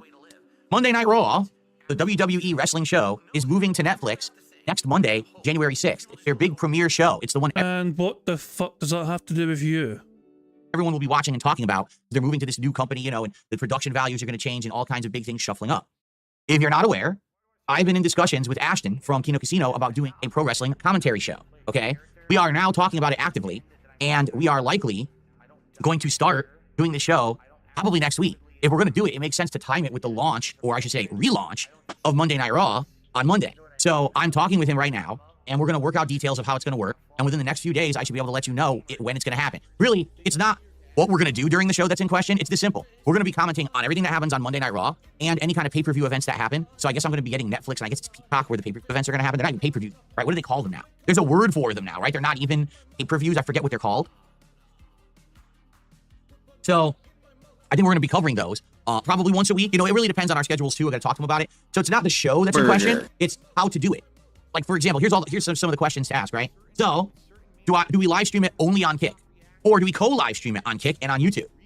Where do we stream it? Do we stream it on his channel? Do we stream it on my channel? Do we stream it on a combination of channels? Do we leave it on demand after the fact? Or do we just have it as an archive somewhere like you do on Kick? You just leave your archive for a week? Do we clip the show and put clips somewhere? When we broadcast it, how does it work? Obviously we're going through Discord, right? But I got to figure out the logistics of how to make that happen. Remember, I bought a second webcam, and I should be able to have 2 webcams here. One would be a camera for my streaming setup, and the other would be the camera that whoever's on Discord can see me on. And this way there's no conflict, and it would be high quality for both ends. So we have all these things to figure out within a relatively short period of time, because if Monday Night Raw is on Monday, people are obviously going to want this show quick after it. You're not going to want to have to wait 2 weeks to see our first show about that. You're going to want to see it relatively soon, right after the launch of Raw. So we're talking about it right now, and I will let you know when we have figured stuff out, okay? So if you like pro wrestling, and I have been out of the loop of pro wrestling since 2020, so 4 years. Why don't you back it up with a source? My source is that I made it the fuck up. I have not been paying attention to pro wrestling. For the first time in 4 freaking years, I'm actually going to start paying attention to it again and giving you my honest opinions about it, okay? Now, I don't know how it's going to go. Now, here's what I mean by that. I have no concept how many people are going to show up, how many people are going to watch, how many people are going to support. Give me your money, give me your This money. could be a show that does really well because people want to hear our opinions on wrestling. This could also be a show that completely tanks and no one cares about. I would hope it's the former and not the latter. But you don't know till you try something new, right? And I mean, it's 2025. Let's try some new stuff. Okay, so likely next week, the premiere of our wrestling commentary show, me and Ashton working together. It's going to be exciting, but I don't have details yet. We are going to work on these and talk them out, and I will let you know once we figure them out, probably over the next several days, and then we can start to get hyped for it. I would say it would be as early as Tuesday the 7th, but I don't want to promise Tuesday the 7th because we don't have stuff worked out yet. So let us talk, figure it out, and then I'll get back to you. Okay? Cool. All right. So, Who fucking cares? here you go. I mean, how exciting. Already the year is beginning, and we've got the year-end series right around the corner, and we've got a pro wrestling show that's about to launch. Pretty exciting, huh? But there's something else exciting happening, too. If you haven't even taken a look yet, down here, because I haven't even talked about this yet. You might say, wait, we're 22 minutes into a podcast, and Phil didn't talk about money? Give me your money. Give me your money. Give me your money. Because I actually don't just sit here Give and me talk your about money all money. Give me day, your money. despite the fact that a Give me lot your of money. idiots say Give that. me your money. Give me your As money. you might Give me say, your wait a money. minute, wait, what does that say? 39? Yes, ladies and gentlemen, yesterday was one of my best streaming days. Very long time. Last night, during the Street Fighter 6 Was a one person. One person gave you lots of fucking money, and so you're thinking, oh, great, I'm back. stream, we raised 4 goals in one stream. 4. And that was gifted memberships, gifted subs, and tips. It was all 3 things together. So people on the YouTube side got a bunch of memberships. People on the Kick side got a bunch of subs. So you might have gotten a notification this morning, you got a gifted membership or sub. You're like, whoa, what? People were actually like typing it in my comments. Wow, it's been months. And all of a sudden I got a gifted membership last night. Thanks so much. Yeah, as you know, I did kind of have a big downgrade, sadly, when it comes to the amount of members and subs and things that I've had. And last night, boom, giant amounts of generosity and gifting. So a ton of people got new gifted memberships or subs. So enjoy them if you got them. Now, because we hit 4 goals, ladies and gentlemen, we're at 39. You realize we're only 1 goal away from locking in to a new DSP Tries It. So what is the DSP Tries It? I revealed this to you a couple days ago. There's a new restaurant opening up this Friday, 1 block away from me. And it's a Mexican place that's kind of fast foody, but not. It's called California Burrito and Taco Shop. And what they do is kind of like not restaurant quality, but also not like Taco Bell crap. It's kind of middle of the line, big burritos, tacos, taco salads, everything that's Mexican style. And they have a big grand opening plan. I said, why not? For an awesome DSP Tries It, I try this brand spanking new restaurant on the day they open. All right. Now, the only thing is, I don't know if they're going to be doing delivery on their launch day, right? I mean, it's their opening day. Maybe they won't want to do delivery because they're afraid they're going to have too many orders. So perhaps I might have to drive over there that day. All right, we'll see. I got to take a look and see if they're taking orders or not and figure it out. But FYI, I would absolutely love to do this on Friday as the new DSP Tries It. We are literally 1 goal away. So as soon as we hit 150 bucks on a stream, we have locked in. And then, folks, this is the exciting thing. Now we have to start talking about goal 50. Because if you're not aware, goal 50 is a huge milestone. When we hit 50 goals hit, it is time for a themed marathon event. That is right. And a couple days ago, I posted up a thread live on the show where you guys have started to nominate the kind of themed marathon that you would like to see. Let's take a quick look. Give me your money. You posted up as what you'd like to do. So scrolling down here. Here it is. So here's some of the examples of things that people have already suggested. Rageathon, a Donathron, a marathon where you play a game you want and donate a 1-to-1 to a charity of choice for every new membership. What? I'm not doing a Oh my god, somebody tried to fucking get Phil to actually fucking contribute to charities? Hold on. Let's see what it says. Phil stopped reading it because they're so condescending. A donathron. A marathon where you play a game you want and donate 1-to-1 to a charity of choice for every new memberships, donations, subs, etc. would be a great way to give back to the community and show people that you are not all about money. That's what the post says. Rageathon, a Donathron, a marathon where you play a game you want and donate a 1-to-1 to a charity of choice for every new membership. What? I'm not doing a charity stream. It's not a charity thing. I may do charity events coming up. In 2025, I want to experiment with new stuff, and I very well may plan a charity event. It's not a charity event. Charity is experimental according to the DSP. Oh, yeah. Anyway, community game night. Play games that have fun, casual multiplayer vibes and games with the audience. Well, again, this is supposed to be a gaming marathon all day. This is not going to be that kind of an event, but I may do that in the future too, okay? Oh, wait, does Fudger say community? Charity event. It's not a charity event. I don't know. Anyway, community game night. Yeah, Fudger said community. Fantastic. That's good for us. Burger. Play games that have fun, casual multiplayer vibes and games with the audience. Well, again, this is supposed to be a gaming marathon all day. This is not going to be that kind of an event, but I may do that in the future too, okay? Play Dino Crisis. We could. That's an interesting idea. I could play Dino Crisis all day. I could literally, since people have wanted Dino Crisis for so many years and I never could make it happen, okay? I could just play Dino Crisis all day long and make giant headway into the playthrough. How cool could that be? Who fucking cares? I'd totally be okay with that. What about a Street Fighter Bonanza? You play through each Street Fighter single player in order, maybe do some online if the lobbies are online. I have done that already. Like when that old Street Fighter collection came out many years ago, I played through all the games in that collection. So I'm not honestly sure how I would make that happen. If it would feel more like a repeat. I do like the idea of playing through a series of games, but I guess we have to figure out how we can make that happen. A cooking stream? No. Boy, people don't listen. Panel show? No, it's not a panel show. We're talking about a marathon. But a marathon of Legend of Zelda Ocarina of Time. Well, I played it once before. If you remember, I played Ocarina of Time many, many years ago. I love it. That suggestion is actually not a terrible fucking suggestion. This one here. Panel show with friends of the show. Andy Worski, Keemstar, Brian, etc. Well, Brian's not his friend anymore. About the state of gaming in 2024-2025, followed by a marathon of one game chosen by each guest as one of their favourite recent games. That is not a terrible idea. It would involve other people, it would generate interest, it would get their fucking communities, pay attention to Phil's. Jesus Christ, man, like this. That is not an awful idea to fucking do, and Phil just fucking dismisses it saying, nah, it's not, it's got to be all about Phil, apparently. When it had the port to the 3DS, I played the 3DS port, and I had a good time with it. It was a little frustrating of a game, but I did enjoy it. I don't know if there's a way to play it modern, except I think if you get the Switch Premium online subscription, then can you get it digitally on your Switch? So it would be more of a issue of what's the accessibility of Zelda Ocarina of Time, I guess. Play Project Zomboid now that the new build is out. It's an indie game. Is it rage-inducing? Yes. All right, a Project Zomboid Marathon. I think a retro marathon is due. We had an indie marathon recently. That's true. I have played indie games a good amount recently. We haven't played retro games in a very long time. For example, we could do some really challenging games like the classic Mega Mans or Ninja Gaiden or the Marios, stuff that's challenging, and maybe I could challenge myself to do set goals and things in a certain time frame.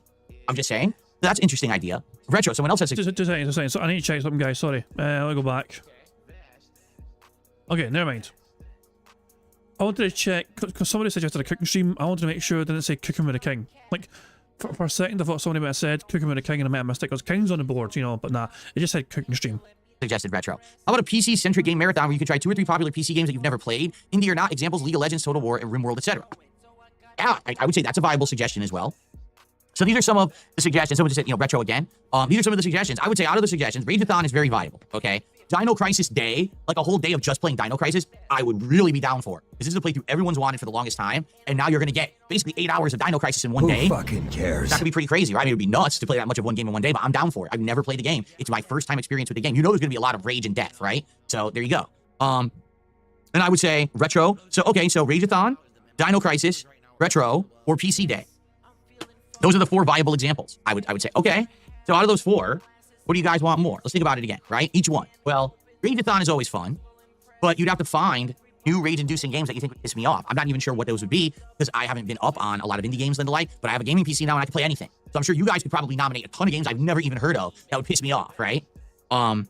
Retro. Dude, I'm always down for retro games, and ever since I launched DSP Throwback last year, a lot of people have asked me, hey, Phil, are you ever going to play retro games? Play throwback game. An opportunity to start with that, right? The PC idea is great too. Like other PC games that maybe I've never touched that I could give a shot and see what they're like. I just don't know how big of an audience I have for PC exclusive gaming, because I've never been a PC exclusive gamer in my entire time being on YouTube. So now to do a stream like that, I don't know how viable that would be and how much people would like it. I think the Dino Crisis Marathon, I think some people would absolutely love the Dino Crisis Marathon. Translation, I apparently have people willing to fucking commit to paying me a lot of money to play Dino Crisis for them on stream. Okay, I really believe that. But I don't know if the Dino Crisis Marathon would work for a good amount of people to attend the marathon and support it. What do you think? Do you think people would show up for a Dino Crisis Marathon and support the marathon? Because it's just, when I do these marathons, essentially it's the same as a normal day. Instead of just doing 2 separate streams, I'm doing one continuous stream all day in the hopes that... Did he just bump microphone? Like, I didn't see it happen, but I heard a bump. Just, when I do these marathons, essentially it's the same as a normal day. Instead of just doing 2 separate streams, I'm doing one... It definitely sounded like he bumped it. I'm taking it. That sounded like he fucking bumped it with his flailing arms. Burger. Continuous stream all day in the hopes that I would have enough support to support that day as if it were 2 normal streams. Give me your money. Give me your money. Yeah, of course you'll make around $300 that day, and I'm down with it. But if you're like, yeah, you're gonna play Dino Crisis, but only 200 people are gonna show up. Jesus, hold on. Listen to what he's fucking saying. Like, so if fans are telling him, of course you'll make $300 that day. Now, of course I'm going to. He wants their buy-in. They need to fucking commit to this. Like, you're gonna fucking make him sign a contract, Phil? Like, I'll turn up on this day with my wallet or my mummy's credit card and make sure you get money. Yeah, of course you'll make around $300 that day, and I'm down with it. But if you're like, yeah, you're gonna play Dino Crisis, but only 200 people are gonna show up, and everyone else is gonna say, oh, Dino Crisis sucks because it's an old game and we don't want to see it, and then they don't show up and they don't support, well, then that's not viable, right? So I'm not sure, right? So, if you're super eager to play Dino Crisis, but you're not sure if the desire for it is there, why are you, like, Phil, make it make sense. Like, what? Just ask, just be fucking forthright with your fucking audience for once, Phil. Just fucking tell them, look, you want to fucking play this, you need to fucking give me money first. Why don't you just charge him first, Phil? Bear in mind, this is the goal for 50. So this This thread he's looking at right now is to nominate ideas for hitting 50 goals hit. That is $150 multiplied by 50. Which is what? 75,000? No, nah, not 75,000. Sorry. Wait, is it? I was going to say it isn't 75,000, but 7,000. No, wait. Hang on, math bad. Math very bad. Sorry. 7,500. Fuck me, man. I knew it couldn't be fucking 75,000. Not fucking ridiculous. Look, hitting these goals 50 times means he was given $7,500 from his audience in the first place to do this. But he doesn't want to fucking do a marathon if no one else is going to give him money for it. Like, so you pay for it in the first place. You pay to hit the goals to do the thing in the first place, but he's looking for more money to fucking do it. Even though this is meant to be a reward for the fans for fucking making the goals be hit in the first place, financially. It's incredible amounts of double dipping. What do you guys think? AMS says, I think it would start out with good support, but people would probably get bored of 8 hours on just one game. Fair enough, but this is a one-time thing. It's not like we have to do 8-hour increments of this game moving forward. The first session is 8 hours, and then normal streams after finish the playthrough. But at least you have support from some overcooked pasta.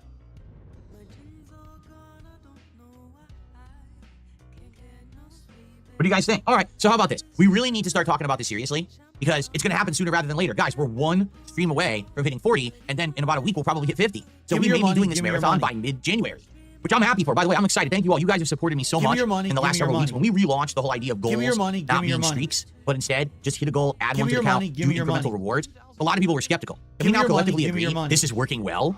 This is working really well. I think this is one of the best ideas we've ever implemented because there's no pressure every single stream to be hitting a goal, but then some streams we can have an abundance of generosity and it all counts towards rewards, and people are very happy with that. People are happy to know that when they contribute, it's all counting. It's not, oh, a stream where you hit the goal now, it doesn't matter what we get over that. No, everything counts now.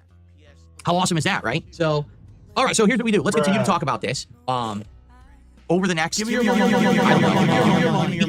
it'll be about a week and a half for us to hit 50 and then get this marathon, scheduled. Fair enough. Let's keep talking about it.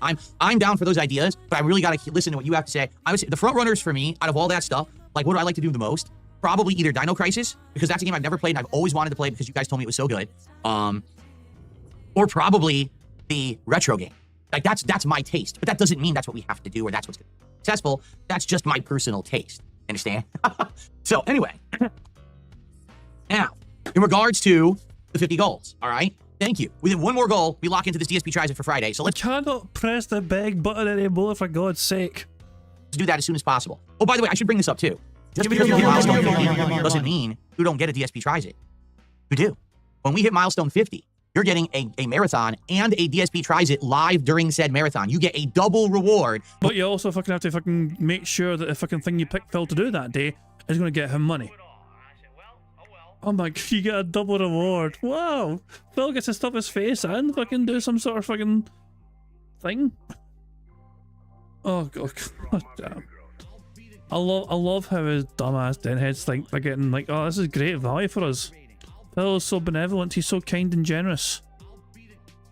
All we have to do is give him thousands of dollars and he's gonna fucking eat some pizza on your stream for us, isn't he wonderful? When we hit 50. Get it? How cool is that? Alright, so that means we have to figure out what's the next. Yeah, actually applauded that. Yeah, actually fucking applauded that. Get it? How cool is that? Alright, so that means we have to figure out what's the next thing that's gonna be the DSP Tries It after I try out this new restaurant, likely on Friday. Okay? Cool. So we got to figure this out. What do you want to do? Let's talk about it. We got to, what other options do we have? And obviously we can't do everything in one day. We'll probably maybe tackle some of this stuff tomorrow. Okay. So there you go. All right. Good stuff. Let's actually get to some shout outs. A couple contributions have come in. Let's get that momentum rolling today to get to goal 40. Let's hit goal 40 on this stream. Let's do it. Let's crush it. Let's hit it today so that we can actually do that DSP Tries It on Friday and then we can start working on the marathon. Okay. So let's get some shout outs here. Let's take a look. First contribution of the day is a 420 tip.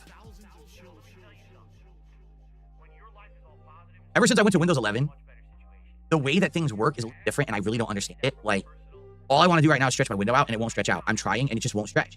What is going on? Why can't I stretch my window?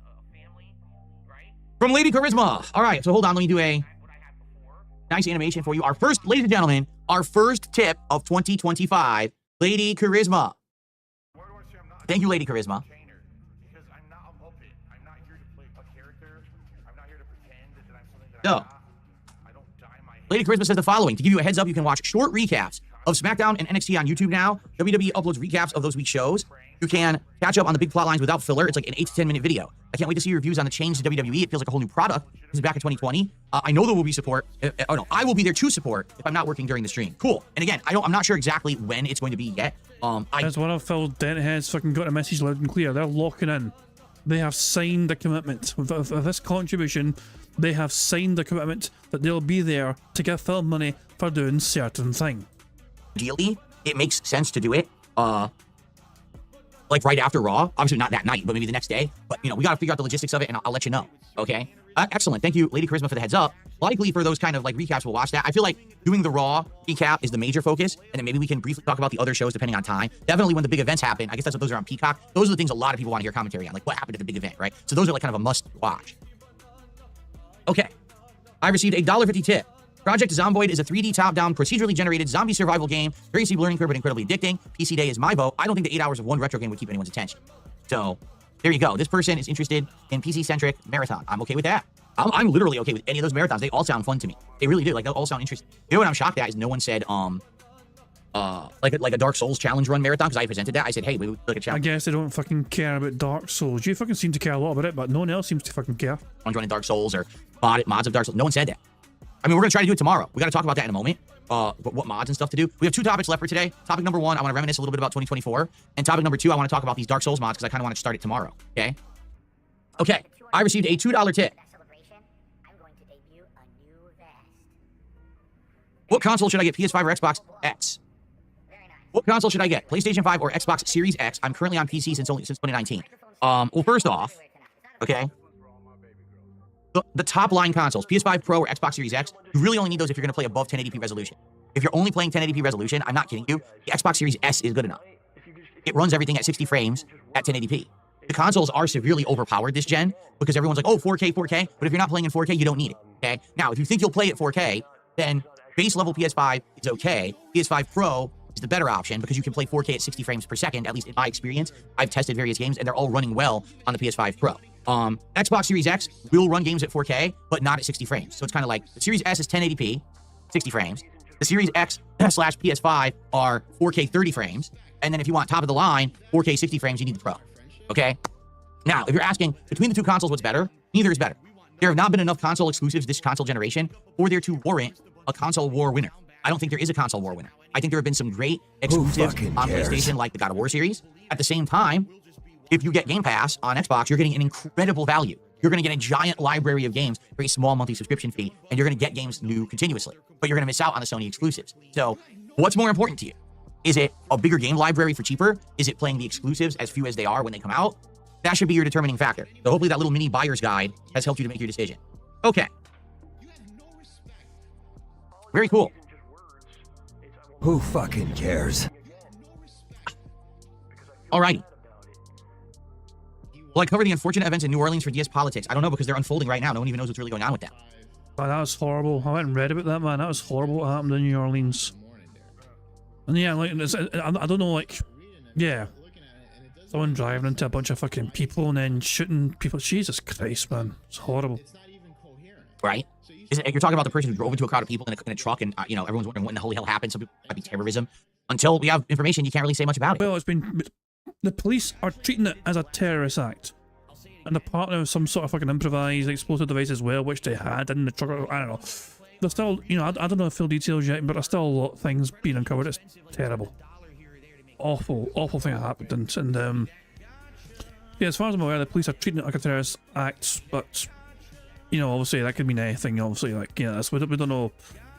I don't know the latest things about it. Right? It's unfortunate. It's sad. You don't ever want to hear those stories. It's terrible that it happened. I wish the best for those people. Wow. That's all I can really say until more information, right? Excuse me.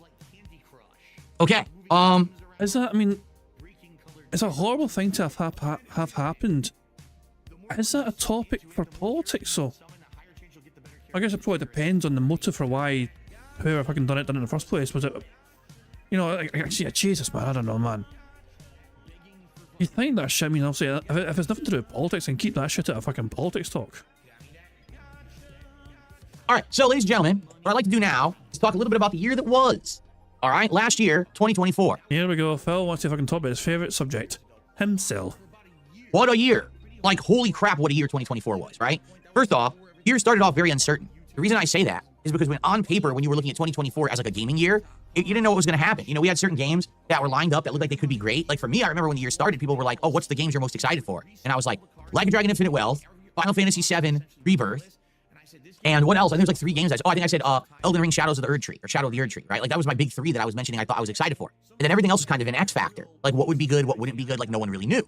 When the year started, okay, it was very, very slow and uncertain. I remember in January, we had Like a Dragon Infinite Wealth, and I started playing it. And at first I really liked it, but then basically it didn't really catch on with the audience. A lot of people thought that it was winded. You know, Yakuza games are very lengthy and dragged out, and being that it was a turn-based RPG, it didn't really catch on, and a lot of people kind of burned out because I was also playing Baldur's Gate 3. So now playing 2 ginormously long, slow-paced, turn-based RPGs essentially was killing the audience, right? So I jumped into, Tekken 8 because people wanted me to try a new fighting game, and I did. And I basically really enjoyed Tekken 8. The thing is, I had invested an insane amount of time in Street Fighter 6, and I played Tekken 8 for about a month and a half, and I got really good with Yoshimitsu. If you remember, my base characters I always use in Tekken are like Paul and King. I've always used those 2 in every Tekken game, and I was doing pretty good. Why don't you back it up with a source? My source is that I made it the fuck up. But then I actually went to Yoshimitsu, and I actually really liked him. Albeit though, I don't think he was top tier, but I do feel like he was a strong, like mid-tier character. Maybe I'm wrong because I'm not a Tekken competitive player or whatever, but I felt like he was decent, right? And I was having a good time. Anybody care what this guy thinks? No! I think the graphics of the game were outstanding, right? My problem with the game, a couple issues.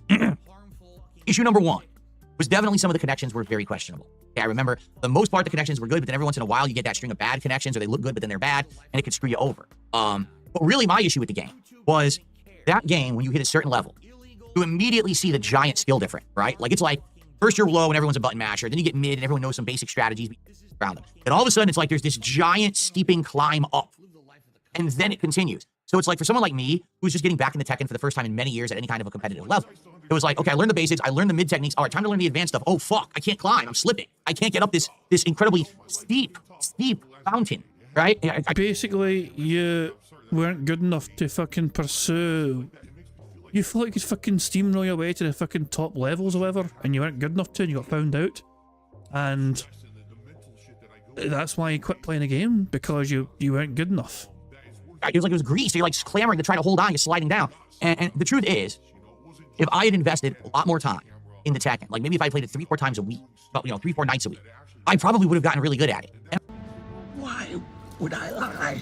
I imagine it's like breathing for you. I probably would have liked it even more, honestly. You know, I was getting good with June, and then Yoshimitsu was really picking up, and I was learning top-tier strategies and the like. But you get to the point where now, it became so specific to learning matchups, to learning little intricacies. Like, the best example, you're like, well, this character has a completely safe hit string where he hits mid 4 times in a row, and unless you interrupt perfectly with a frame-timed jab, they can immediately just do it again and again, and literally that's the whole round. So I need to sit there and practice the perfect timing for a 1-frame jab to interrupt. And if I can't get the jab, I lose. Yeah, that's Tekken 8. I mean, that's been Tekken for a long time, actually. Like, when you get to that level, you need to know the little nuance of how to stop certain abusable tactics.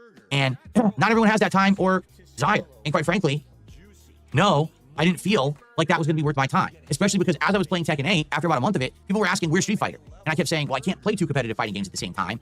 I'm not just an FGC guy. I do variety. If I play more than 1 fighting game at a time, you're talking 2-3 streams of each a week. That's more than half my streaming schedule. Now, how do I ever play other games, right? So I had to only play 1 fighting game, and for me, it was Tekken at the time. But then people were complaining, where's Street Fighter?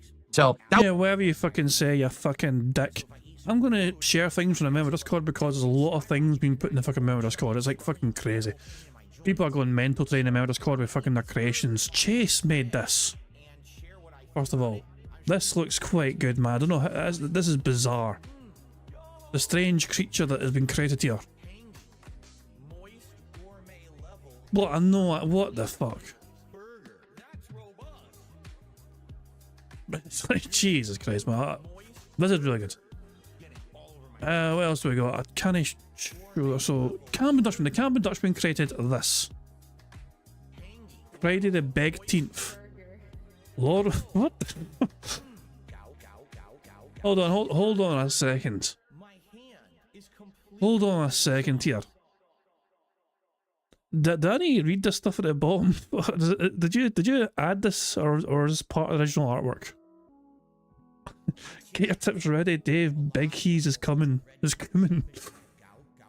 Like lorem ipsum dolor sit consecutor. What the? I don't speak Latin. Ass filler, apparently. Ass fucking filler. Good, okay. I was gonna butcher that. Me try to fucking speak pig Latin. Anyway, so Cameron Dutchman. So I had to cough there, I tried to fucking mute myself in time. So yeah, Cameron Dutchman, it says they've put way too much effort into that one, but made that one. Chase has created this. This works ridiculously well. Like, I cannot emphasize how surprisingly fucking well this works. Like, look at that shit. I mean, look how good that is. Hang it in the fucking lure. Oh, Jesus Christ, man. That is just too good. God damn. Okay, what's next? What's next? Hold on. There's more. There's more. What the fuck? Sonny made a bingo friendly GIF. This is a GIF. Who made this in the first place? I don't know if Sonny made it in the first place. I'm just scrolling down in my Discord, but I'm not sure who made it. Oh, this is AI. This is one of those AI things. Gee, it's disgusting. Who made this? Which so I know Sonny didn't actually make this. He made it into a GIF, but he didn't actually make it. Who made this? Oh god. Disgusting. Oh, it's awful. It's horrible. This is making me nauseous fucking watching it. Jesus, man. I'm not sure who made that. The thing is, the daft thing is, like, my Discord fucking removes names sometimes of fucking people's... Hold on, two seconds. My Discord's weird sometimes. That was Sclerotic. It was Sclerotic that made that. There we fucking go. Good stuff. So now I know it's fucking Sclerotic. It created this masterpiece. Right. Next up we have Chase, who created this. I'm not sure what compelled Chase to create this. He says he's preparing for the ultimate DSP transit. And then Chase created this.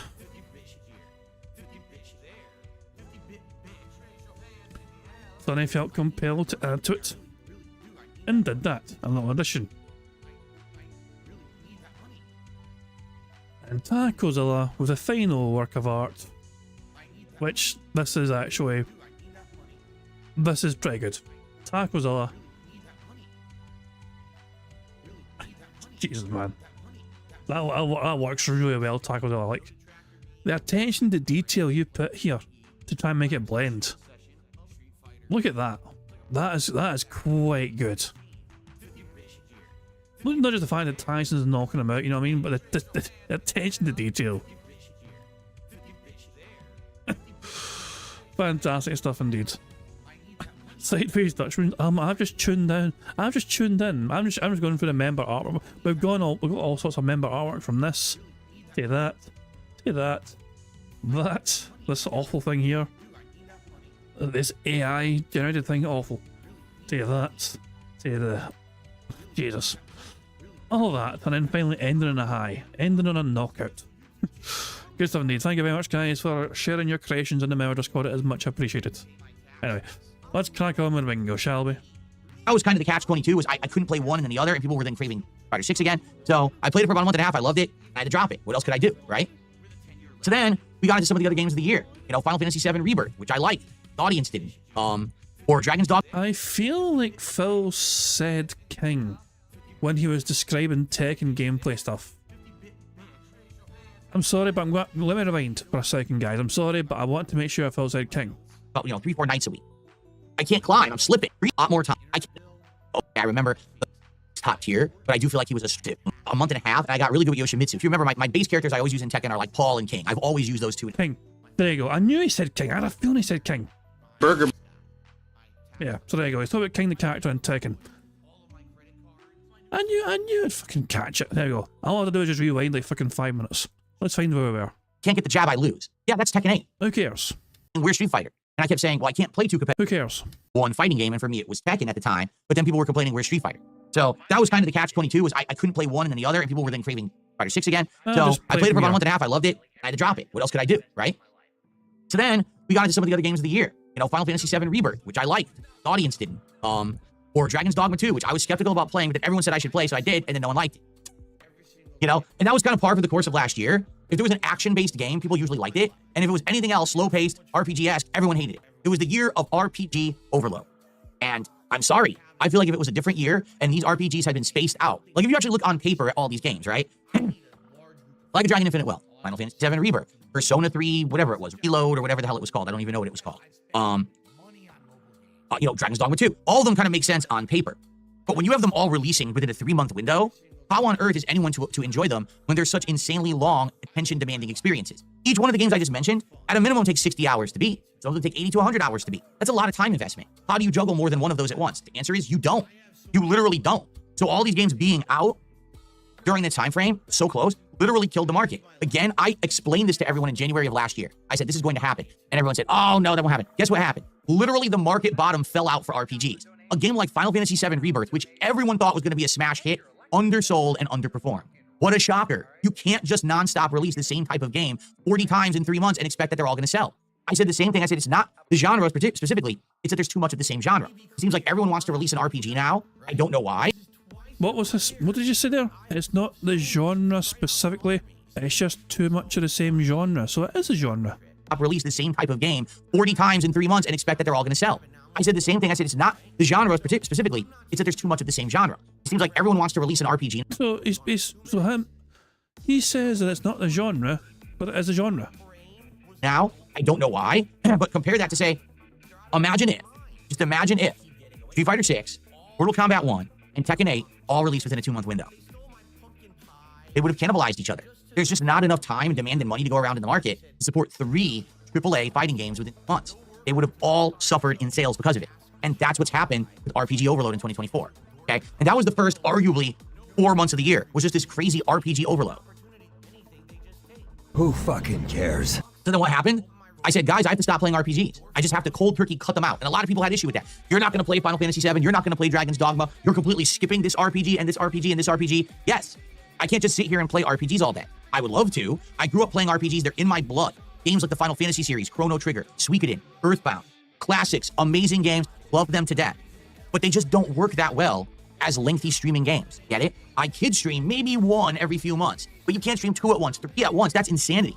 And I'm sorry, I can't just sit here and play the same kind of game either. Like, let's say, for example, when Final Fantasy VII Rebirth came out, I played it for 2 weeks straight, and that's all I played. So I might have almost beaten it within 2 weeks, and I would have had less than 100 viewers, no support, and I would have went out of business. That's just the nature of the beast. I know what works because I've been around for 16 years. You need variety. You can't just be doing the same game nonstop. We'll get burnt out. Okay, so that's it. And it's hilarious because every time that I say these very factual arguments, people say to me, well, that's not for you, Phil, because aren't you aware that Maximilian Dude was able to stream Final Fantasy VII? Maximilian Dude, the guy, million subs, you know. Oh my dog, what's up? The toxic jealousy on show right here. Oh, it is just delicious. Thank you very much to Ira for the super chat, who says, believe it or not, people who enjoy games can stream and finish them all fairly quickly when they aren't big in half the time and stalling for half. It's a great fucking point. It's a great fucking point. Like, a lot of content creators don't seem to fucking have the issue of trying to fucking get through games. You know, they get through games at their own pace, but they fucking usually fucking stream reasonable times as well. Someone will stream, especially if it's a new game. If it's a new game they're looking forward to, they'll probably stream for a lot of that day. Bill's like fucking does oh, I'm going to stream for like 3 hours of gameplay, then take a big break, then maybe 2 hours afterwards or whatever, you know. But most big content creators, though, if it's a game they're looking forward to and they want to, you know, hype up and share it with the audience, they'll fucking just kind of spend all day. Like, they may fucking go 6+ hours straight, or fucking 8, you know, 8 or more or whatever. Just saying, fuck it, you know, I want to play this game for you guys, let's fucking get through it together, let's enjoy it together, let's fucking crack on with it, you know. And then they might come back to it the following day or whatever, especially if it's their job. If streaming is their livelihood and their job, then yeah, they might actually fucking commit to like a few days straight enjoying this fucking game. They might take a fucking day or so to fucking, you know, take a wee breather if they felt a need to or whatever, but yeah. But Phil was his own schedule and his own setup and his own fucking management of his own time, which fucks him over massively. Now let's watch him again be all salty and angry that he is not as popular and talented as Maximilian Dude. You can't just be doing the same game nonstop. We'll get burnt out. Okay, so that's it. And it's hilarious because every time that I say these very factual arguments, people say to me, well, that's not for you, Phil, because aren't you aware that Maximilian Dude was able to stream Final Fantasy VII? Maximilian Dude, the guy, million subs, you know, insane amount of views, overhyped guy who literally could take a shit on stream and would make $100,000. Yeah, Maximilian Dude, that's not to scale, you buffoon. That's like, did you just call Maximilian Dude overhyped? That's a bit of a fucking bitchy thing to call him. you know, it's like saying a pseudo celebrity can play whatever game they want and make money. No shit, because people aren't there for the game; they're there for the celebrity appearance. I'm not a celebrity. I don't know how many of you know this yet. I'm not a celebrity. When you well, Maximilian Dude is apparently only getting support and views because he's a celebrity. I mean, no offense to Maximilian Dude, but if I saw him in the street, I probably wouldn't recognize him. You know, like I wouldn't, you know. No, there's no, you know, he's doing well for himself. Fair play, you know what I mean? I'm not trying to dismiss that, you know what I mean? But I wouldn't call Maximilian Dude a fucking celebrity. I wouldn't call most content creators on YouTube a fucking celebrity. But that's just me. You compare me to these people, you're insane. All right, you're literally nuts. So getting compared to somebody who's fucking been playing fighting games for pretty much as long as you have, I've been in the same fucking FGC environment like you have, who play games for variety like you fucking do. Like, you've been doing the fucking same thing as one another for roughly about the same amount of time. I think the comparisons are fair, and I think the fact that they're doing so much fucking better than you, despite fucking being in roughly the same environments, in the same places, within the same communities, is quite an interesting fucking demonstration of how you should conduct yourself and your business compared to you. I will never be the level of Asmongold. I will never be the level of these people who you try to compare me to. I won't. All right, so you can stop with the bullshit. I have to do what works for me. I have to be a variety creator. All right, if I put all my eggs in one basket, I will not be successful. I have to spread myself across a variety so I can interest a different group of people that will come by to watch and support when I'm playing the kind of game that they like. But it can't be the same kind of game all the time. You know? So basically, if Phil relies on the game to fucking give him money and support, he doesn't trust himself to fucking be entertaining enough. At least Phil fucking knows his limitations. So there you go. So anyway, yeah, so what happened was I stopped playing RPGs. And what happened is when I stopped playing RPGs, guess what happened? My views jumped. My support jumped. I started playing a good variety of games. I did a second run of Elden Ring to prepare for the Shadow of the Erdtree playthrough. Elden Ring is an RPG. Played a game like Another Crab's Treasure, a unique take on the whole Soulsborne formula, and it worked really well. Isn't that also technically an RPG as well? No, the more variety I played, the more it worked. And this just led into a spring and summer where I tackled more variety. I went back to games like Street Fighter 6 that I'd kind of ignored for a long time, and things picked up. They did. I started doing more variety. For example, how can I say? Stardew Valley. Did I ever think Stardew Valley was going to work? No, but it did. Having a nice chill stream that we all relaxed into the sim game, social aspect, but you guys interacting with me and helping me to figure out what to do in it. Dude, Stardew Valley worked really well, and I really liked the game, and I'm actually looking forward to finally going back to it. Fallout had its TV series release, and when it did, it became a smash hit. So I played a Fallout 4 playthrough that at first did incredibly well, and then the hype for Fallout 4 died, and so did the playthrough, right? It only did incredibly well because you fucking deceived people into fucking believing you fucking played the first part of your Fallout playthrough with the fucking improved like fucking mod for it. You deceived thousands of people into clicking on your fucking video because you had it fucking titled that you fucking had it, you're doing the playthrough with the fucking upgraded mods. And and then when people clicked on it and say, oh, this is not upgraded. And then Phil changed the title like a day or two later. Yeah, I remember that bullshit. He thought that bait and switch was quite interesting. Phil kept quiet about it, didn't say a thing about it. So, I would argue the first 6 to 7 months of 2024 was definitely highs and lows. A really slow start with RPG overload and Baldur's Gate. This is a lovely demonstration of hand graphs. I must say, it's a shame it's not in the card today because these are lovely hand graphs. 3, but then kind of recovering and coming back up. And then, of course, Kino Casino happened, right? Now, I want to give you guys a little bit of background because I've never told the full story. Are you ready for this? I'm going to tell you an exclusive story that no one knows. Ready? You guys have been coming by and talking to me about Kino Casino for a few months. Notably, Kino Casino started covering Review Tech USA. Everyone knows the obsession that Review Tech USA has with me, that he talks about me constantly, even to now. He literally did a Christmas Eve stream all about me. I was going to say that, guys. I just noticed something. Guys, can anyone else see the chip anywhere? Is it just me, or is there a distinct lack of casino chip? I don't see it anywhere. I think Phil fucking actually removed it finally. It only took Phil, what, like, you know, 3-4 months? 4 straight months he had that casino chip showing. Ira said he said that chip is gone last night. What, did he lose it with his fucking queen? he said he got rid of it yesterday. He said he was done. Well, that took fucking long. So Phil was calling RTU obsessed with him. Meanwhile, Phil's had a chip behind him the entire time, which kind of indicates that he's obsessed with RTU. And he realised that RTU didn't care about it and finally gave up on it. Apparently, Triple P and RTU were actually talking recently about Phil's microphone and RTU's microphone as well. I'm not sure if that's true. Like I seen like a thumbnail of a video, but I didn't actually have time to watch it.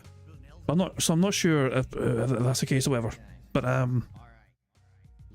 fuck knows. I don't know. But yeah, I just realised that fucking Phil's chip was gone. Sorry, it's not Phil's chip. It's RTU's chip. Sorry, my bad. Apparently, RTU said he wanted to help DSP sub his mic, but DSP of course won't accept that help. Naturally, yeah, of course he won't. Why would he? Remind us.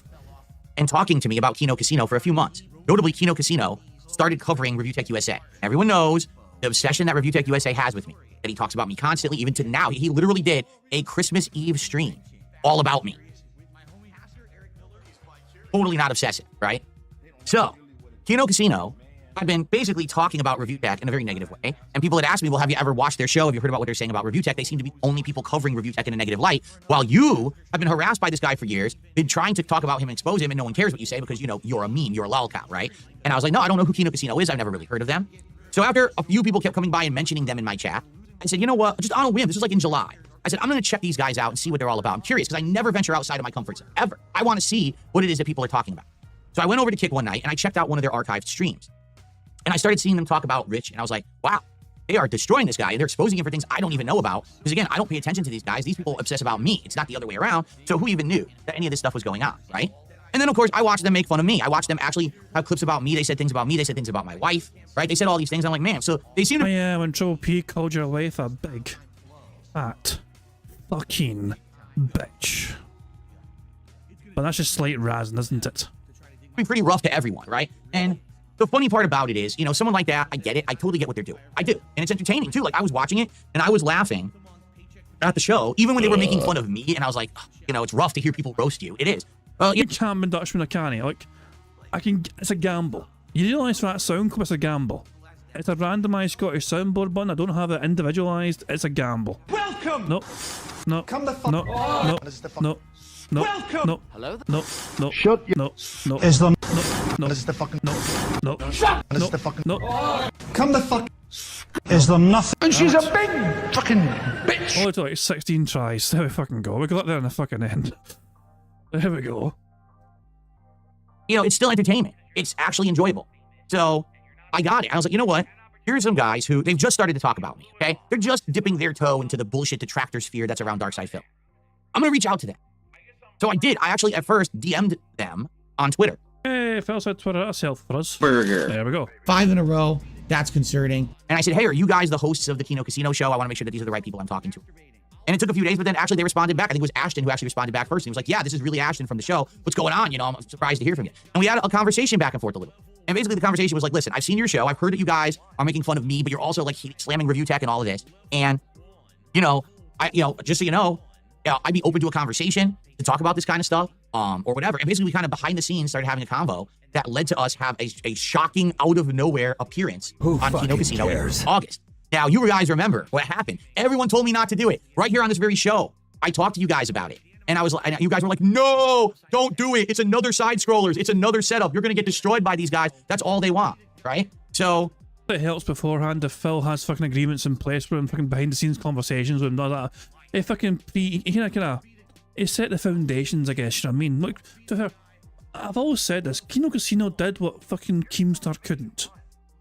Kino managed to fucking use Phil in a way where Phil didn't realise he was being used for him being a lol cow. Keemstar would have loved to have fucking managed to fucking manage DSP the way Kino managed DSP. You know, and I think Keemstar realised that and tried to fucking, that's what I'm saying, he tried to fucking curry some favour by going on Phil's like, interview, you know, you get interviewed by him and just bend the knee for him, you know what I mean? That was cringe as fuck, man. Seeing Keemstar fucking bend the knee that much. But yeah, it's clear where it's like, the fact of the matter is, Kino managed Phil better than Keemstar ever could have. Apparently, hold on, I've been sent something by Ida in Discord, I think. But it's yeah, it's a tweet clip from that being said about the chip. So let me, okay, hold on 2 seconds. First of all, Cam Dutchman made this, which I think is pretty good. Your tips, I'm not asking anymore. And then it's a clip here from that being said. Yeah. Hold on, let's see. It's a 6-second clip. Yes, I have retired Review Text Chip. As you can see, Review Text Chip is nowhere to be gone. It's nowhere to be gone. Wait, is this from the future then? Is this from the future of this podcast? Or is not? No, it's not. It's not. He's wearing a different shirt, so it can't be. So I assume this was last night then from Phil or something, I don't know. Or, fuck me, man. I need to hear that again. Yes, I have retired Review Text Chip. As you can see, Review Text Chip is nowhere to be gone. Nowhere to be gone. Nowhere to be gone. Oh, God almighty. What the fuck? Oh gosh, your tips. I'm not asking anymore. It's 2025. I'm no longer asking. I'm done asking. In 2025, I'm just going to fucking rob you. Obviously, I had that in my mind going into it, but I felt like at that point, okay, I need to do something different. I can't just sit here and do the same thing over and over, and this might be an opportunity. At the very least, even if it goes poorly, I'm sure a few people might get a laugh out of it, and maybe it would benefit some way. You know, the way I saw it, my detractors are going to do what they're going to do no matter what. And every once in a while, you got to take a shot at something. You know, it's kind of like, how can I say? In life, you're going to be treated badly by people, all right? It's just going to happen. It's inevitable. But just because you get treated badly by people, I'd like to think that you shouldn't just close yourself off and lose faith in general. Because if you do, you're going to miss out on so many positive opportunities in your life. Just because you had a bad experience once or twice or 5 times or 10 times or 50 times. Well, in my case, I've had a lot of bad experiences with people. Let's put it that way, okay? But I feel like if I just say, oh, I give up, I'm never going to try. I never want to have a conversation. I never want to go on a show. I never want to do a collab. I never want to... I'm going to end up sitting here, 70 years old, withered and gray, and only having done the same kind of content and never done anything different. And I might maybe be happy with that, but at the same time, it's a shame. I feel like it's squandered opportunity and squandered potential. Because I feel like I can do more than that. You know what I mean? I can do more than just be the guy that just does one thing. And for me, I wanted to take that chance. I don't know what it was. I just had a good feeling about it. I did. I legit had a good feeling that if I keep trying, something good would finally come of it. And the rest is history. I appeared on the show. It was a highly entertaining appearance. Everyone seemed to like me being a straight man to their chaos of the lolcow sphere that they cover. I immediately did another fast appearance within a couple of weeks where we had Josh Moon there, and I was talking with Josh Moon, the maker or the owner and operator of Kiwi Farms, about my thoughts. Isn't that the fucking stream which fucking they convinced you to ban Derek? They basically fucking, it was like an intervention where you were harbouring some creepy little bastard called Derek on your streams, on your community for the longest fucking time. And they basically had to fucking convince you, if you got somebody like this in your community, I don't think I can support that. And you're like, oh shit, I must get rid of Derek then. I want their money. And then you banned them, and then you told your own stream and in the community, it makes me feel sad, and I don't know why I had to do it. That's about his site, and it was a fascinating interaction and interview for sure, right? And that led into the door opening for me having someone like Keemstar as my first guest on this show, having the big explosive interview with Stuttering Craig. And we all know how that went. And, you know, other things as well. And me, you know, doing multiple collabs with Kino Casino, right? You know, I ended up not doing just that, but we did gameplay of, what was it called? Chained Together. And then later on, we did some zombies gameplay on Halloween, which was really, I actually really like the zombies co-op that we did. I think that that's a great game. And I'd like to maybe get back into it someday. I just don't know how or when, because I don't seem to have time to do anything. So many, many awesome collabs between those guys. And that just... Oh my God, what's up? Thank you very much to BR Joe for a super chat who says Dave knew about Triple P calling his wife slurs and he still did work with him. Anything from one. Yeah, look, Phil, it is incredible that Phil Burnell It only took, what, thousands of dollars for Phil to swallow his pride and just let Triple P say whatever he fucking wants about his big, fat, beefy bitch of a wife. It's just light razzing, guys. Light razzing. They do it to everyone. They lightly razz people. But, yeah, but if you say that Phil's doing the meme for real, banned. Eat my ass off a spoon, get banned. How dare you fucking say I'm doing the meme when this game is factually based on my life. Get fucking Jesus, it's beautiful. It's just Phil Burnell's clear #1 passion in life is the mighty American dollar. There's no fucking two ways about it, man. He doesn't. No one is beyond expend is fucking protected, you know. He will throw his wife under the bus, his parents under the bus, Jasper as well at some point. No one is safe. You know? It's incredible. But yeah, money talks. So many awesome collabs between those guys, and that just really gave me an opportunity to be seen in a different light by people on the internet. So basically now there's 3 schools of people on the internet. One school of people are my detractors who will never be swayed. They'll always hate me. They'll always obsess over me, and they're always going to benefit by saying negative things about me. So that's literally never going to change. But now what's happened is we have 2 other categories. People who are neutral and are actually truly neutral. See, looking at me now and be like, you know, all those years that people hated on Phil, it doesn't really make sense. I mean, there's even now... How's that fucking neutral? How in the fuck is that neutral? By saying, wow, Phil's a great guy. How in the fuck is that a neutral person saying that? A 4-hour documentary on him, which we've all seen, and there's nothing really that bad in it. It's just a normal dude, kind of boring, honestly. A lot of people have said that, you know, if ultimately the public opinion has shifted from Phil is the absolute most heinous lying lolcow ever to, he's just a normal guy who's kind of boring, I'll take the normal guy who's kind of boring. Phil, you are an abnormal piece of shit who has an extraordinarily fucking boring life. You try and fucking tout things and you're like, you fucking go out and you see a funny shaped cloud and you think, I can't wait to tell my fucking audience about it later on, because that's how fucking mundane and empty and devoid of interesting things your life actually is. You fucking regale everyone with a fucking day off story, and you fucking, alright guys, I woke up, and you know, I woke up a bit later than usual. Usually I wake up at fucking 10:05 AM, but this time I fucking woke up at 10:07 AM. I got an extra 2 minutes of sleep, you know what I mean, which was fucking great for me. And then I fucking rolled to my left out of bed, and I put my left foot down first out of bed, and then I put my right foot down. And then I thought I'd walk across to the room and I'll see Jasper and let Jasper out the room because we lock him in with us every night because he's fucking trapped. Phil, your life is so ridiculously boring. We don't need to fucking know the most asinine details. It's fucking this inconsequential to the story you're trying to fucking spin here. It's just, you're just fucking padding this crappy boring story with even more crappy boring stuff, not just to fucking prolong your shitey podcast. I'm okay with that.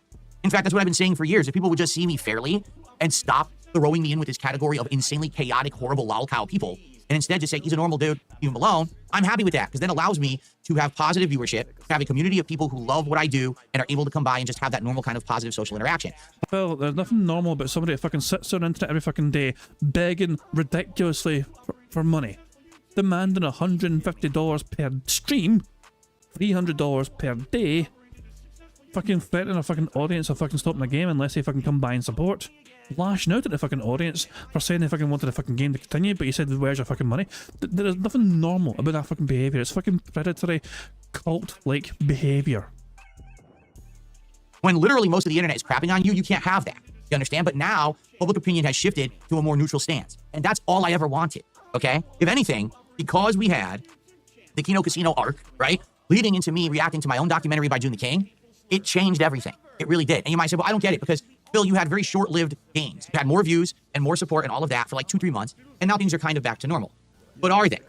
Not really, because you got working one, you got OIC wailing at his arse right now, trying to fucking pretend it's something different on the night streams. Views are back to normal. I'll admit that. But you might have noticed the negative element isn't here anymore. Is that? You notice that we can all kind of hang out and talk and chill, and there's no real overhanging negative element anymore? There aren't people trying to flood the chat with trolling, and there's not people dumping on each other constantly. All that stuff is shifted to their own levels. Like, they're all doing that now on their own restreams and shit, and I don't care about those people. They don't matter. They're literally farts in the fucking wind. They just, and then they're gone. Doesn't matter what they say and do. Instead, now my community is able to enjoy each other's company without that level of intervention, harassment, whatever you want to call it, that used to always be prevalent. That's a good thing. In addition, I have gotten increased support. Even though you might say, well, I don't get your views are back to normal. Yes, but now people actually are being fair to me. Understand? So now... Is Phil equating to getting more money as people being fair to him. Like, is Phil trying to imply that him not getting much money was people being unfair to him? Is this seriously what he's trying to imply here? Hold on, I want to find this. That used to always be prevalent. That's a good thing. In addition, I have gotten increased support. Even though you might say, well, I don't get your views are back to normal. Yes, but now people actually are being fair to me. Understand? So now, look at what I have. An amazing studio setup. The ability to play any game I want. He's actually fucking saying that him getting shit tons of money is people being fair to him. Like, he deserves it. Like, Phil, you have had a massively overinflated amount of support. It is above what you should really be getting, and I'm not saying that as a fucking evil detractor. If your lifestyle requires you to get $300 per day, then there's something fucking wrong with your lifestyle. You know, it used to be a fucking case where you could get by on like $50 a stream. $50 a stream was an acceptable level for you. $100 per day, still quite a fair amount, you know what I mean? But not that is gone, and apparently those goals are long gone, there to be fucking seen again. And all of a sudden, isn't it very funny how throughout 2024, Phil went from only requiring about $100 a day to over $300 a day. It's almost like the increased level of income coming Phil's way saw an also increased level in his lifestyle costs. So instead of living within his means, he is now living beyond his means, and if the money comes crashing back down, do you honestly think Phil Burnell's going to fucking accept that and fucking start living within his means again? Nah. Well, at any moment, I'm not so financially restricted that I can't even play new games unless I raise a certain amount. We're not there. We're hitting goals. We're crushing it every day. It's not even like, oh, every once in a while. Every day we're crushing it. That is a huge turnaround, okay? I don't need to be Mr. Popular. I just need to be able to live. And now I can. That's how this whole thing came about. By Kino Casino giving me a chance to show that I'm just a normal guy, that I'm personable, that I'm rational, that I'm not some crazy freak out to scam you every moment, which is what these idiots have said for 10 years, and it's not. What the fuck, man? Hold on. Hold on. Ida's also shared a tweet. Is this from Phil? Hold on a second. Phil tweeted. What's this thing? When was this? Was this like fucking 11 PM last night for Phil or something? What is this fucking tweet chain? Holy fucking shit, it's a huge tweet chain. Well, all Marvel Rivals has run its course.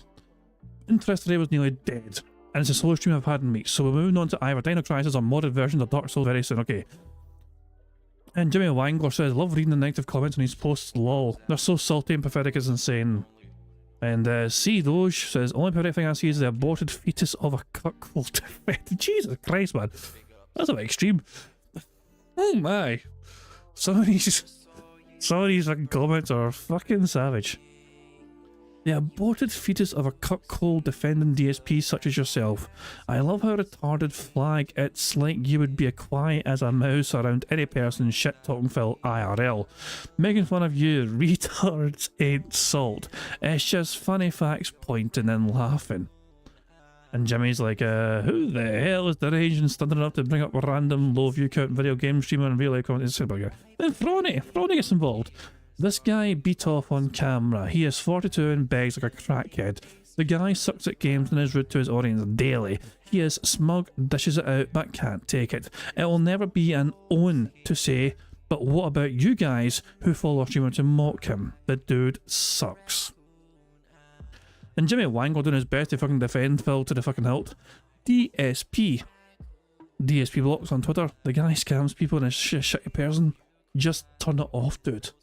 Like, you're so dented, Lamau. If you see someone scamming, the normal thing you do is to call it out and spread awareness. No, not you, Dents. You see a scammer and we'll give more money to them to own the trolls. So what does Phil say down the line here? I seriously? So, the last comment was Jimmy Wangler saying, DSP is like watching paint dry. What's more interesting, the drying paint or a troop of monkeys staring at the drying paint? Screaming at the drying paint, coming up with theories about the drying paint, etc. lol. That's why I think you're a better lolcows now. And Phil responded to this, saying, I seriously wish more people were like you, rational. You don't have to like me, a lot of people don't. But the true clown show is watching the obsessed losers who spend every waking hour trying to take me down and fail miserably. Thanks for being reasonable. All he used by porn says, he just called you boring, retard. Jesus Christ, man. Oh my god.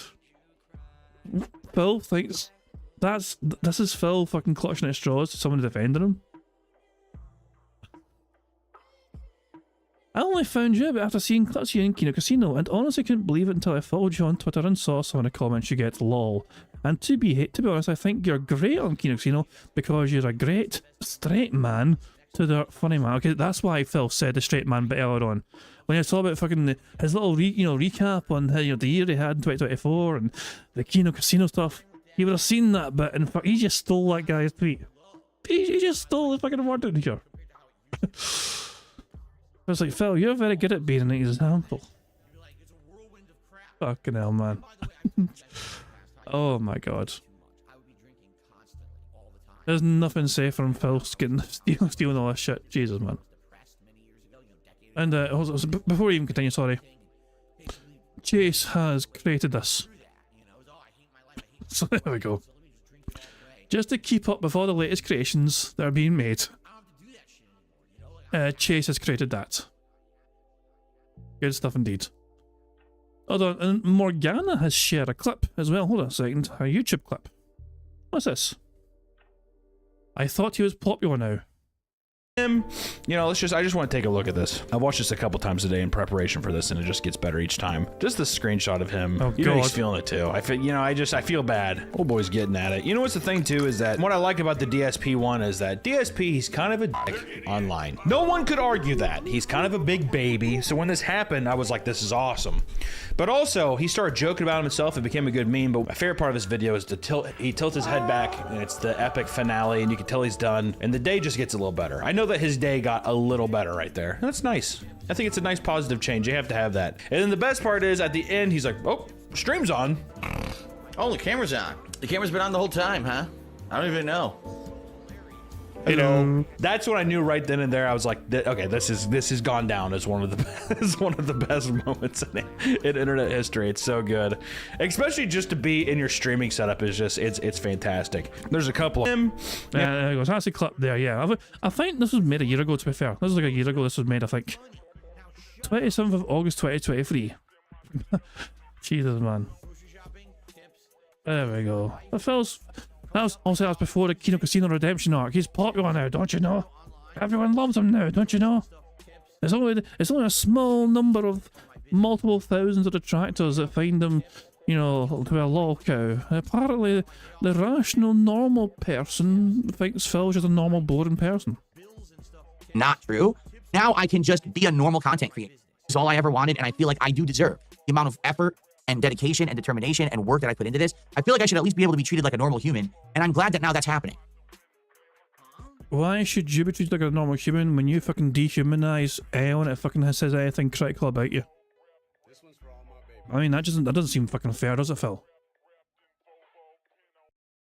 Damn. So, thank you for that. And as you can see, these last few months have been wildly successful. Whether it's getting into PC gaming the first time in over 10 years and now being able to play any PC game I want on keyboard and mouse on a high-end setup with massively increased streaming and on-demand video quality of 1440p and full 60 frames per second, co-streaming. Who fucking cares? On 2 different services, which is amazing when you really think about it. Co-streaming between YouTube and Kick. Well, there's no big deal about co-streaming. Like, anyone can fucking co-stream. I mean, if I could co-stream as well, I just can't be fucking arsed going anywhere else. Like, I mean, why would I? I don't like Twitch, for example. I always boo Twitch. I know some people like to go on Twitch and do stuff on Twitch as well. Lord Diaz, for example, co-streams. He streams his stuff on YouTube and Twitch as well. He's, by fair play. I still say boo to Twitch, or Twitchers, arseholes. But that's just my take on it. Evil AJ the other day, he co-streamed as well. He did a co-stream test of him doing on YouTube and Twitch at the same time. But so yeah, it's not the biggest deal anymore. Phil's quite late to the co-streaming party. He's pretending it's some sort of fucking big, fresh, revolutionary thing. There's nothing new about it. And getting support on both sites, getting traction in other places, rather than just my usual space, right? That's amazing. Branching out, doing different kinds of content, reviving DSP Tries It, trying some political content. Now take a look at 2025, me now attempting pro wrestling commentary again for the first time in a decade, right? In my opinion, all right, things are looking very, very up. The only thing is, my level of positivity and success is not the mainstream belief system, okay? Sadly, out there are people who think to be successful, you need to be a million sub YouTube. You need to be bringing in thousands of viewers to stream. You need to be making insane amounts of bank. You kind of are on that last part, Phil. Let's fucking break down the numbers very quickly here. You demand $300 a day. That's not even that's a fact. That's a factual observation. You demand $300 a day, 6 days a week. So you demand $1,800 a week for just sitting there doing your streams. On top of that, you also fucking want additional support for things like ad revenue. You want support on Patreon. You want support on DSP Throne. You want support on fucking their shop as well. You know, it's all this additional fucking crap that people need to fucking support you with as well. And should you get fucking more support on top of that, on top of things, then what happens? You ask for more. Let's just fucking pretend you get $150 right fucking now. Are you going to fucking say, great, thank you very much, I won't bring up it? No, he will then encourage the audience more. More. More. More. It is never, ever going to be enough for Phil.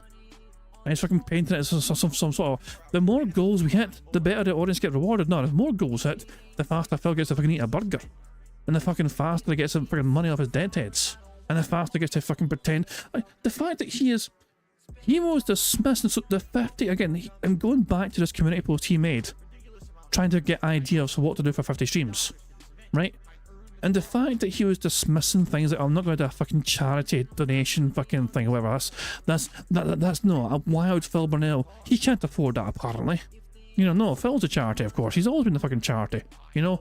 And here he is, fucking dismissing ideas. Like, I could play Dino Crisis for 8 hours, guys, but would people want to fucking buy into that? Never mind the fact that they've given you $7,500, you know, because you fucking hit 50 goals hit. For $150 per goal hit. So it would have cost the audience $7,500 just to unlock the goal in the first place. But you don't think you want to fucking play it for 8 hours because you don't think the support might be there for it.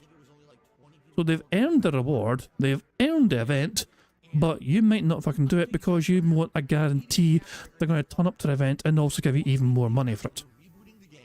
Like $300 for it.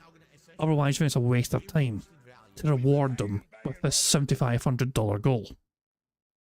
It's just the greed never ends, the double dipping never ends. It's not just double dipping, it's triple dipping, it's quadruple dipping, it's like quintuple dipping. I don't even think it's a number fucking big enough. It's just that it's never enough, and it will never be enough. I don't believe any of those three things, all right? I feel like to be successful, you need to love what you do. You need to have an audience that loves to see you love what you do. And then you need to find a way to make it profitable. And that's it, all right? Jesus Christ. Hold on. Oh my god, that last one caught me off guard. Phil does not love what he does. Let's just fucking make that abundantly clear. Let's just make that crystal fucking clear. When's the last time you fucking saw Phil Burnell genuinely enjoy the video game experience that he was playing? He fucking complains all the time about the fucking games he's fucking playing and the quality of the games, and he's fucking blaming game devs and bugged game mechanics, not shit, and online fucking... Jesus, man. WWE Champions, yeah, technically that's true. WWE Champions was the one time he was really enjoying the gaming experience on stream, which is quite ironic. But it was awful. I mean, like, Phil has more passion talking about food and eating food than he does for fucking playing video games. Ira says Balatro was unironically the last time we enjoyed a game, but that's why he basically gambled to him, even though it isn't. Yeah, I can understand, yeah. It kind of hit those gambling dopamine vibes, yeah. It's just... He's not... I mean, I don't know why he wants to fucking pretend he has a passion for it. He's got experience in it. He's got experience playing games because he's been doing it most of his fucking life. And he will enjoy it to a certain degree, but to fucking pretend you got a fucking passion for it, that's just who you try to fucking kid on, Phil. I love live streaming. I love interacting with all of you. And I love the fact that now we have flexibility to do whatever we want. On a day, we can just sit here and talk, or we can play a game, and it can be a game from any direction. PC, console, whatever. No limitations, right? Talk about politics. We can talk about other topics. We can do pro wrestling again. We can go in any direction we want. We have that flexibility. And you're here for the ride. And you know that now there's a positive community focused around it.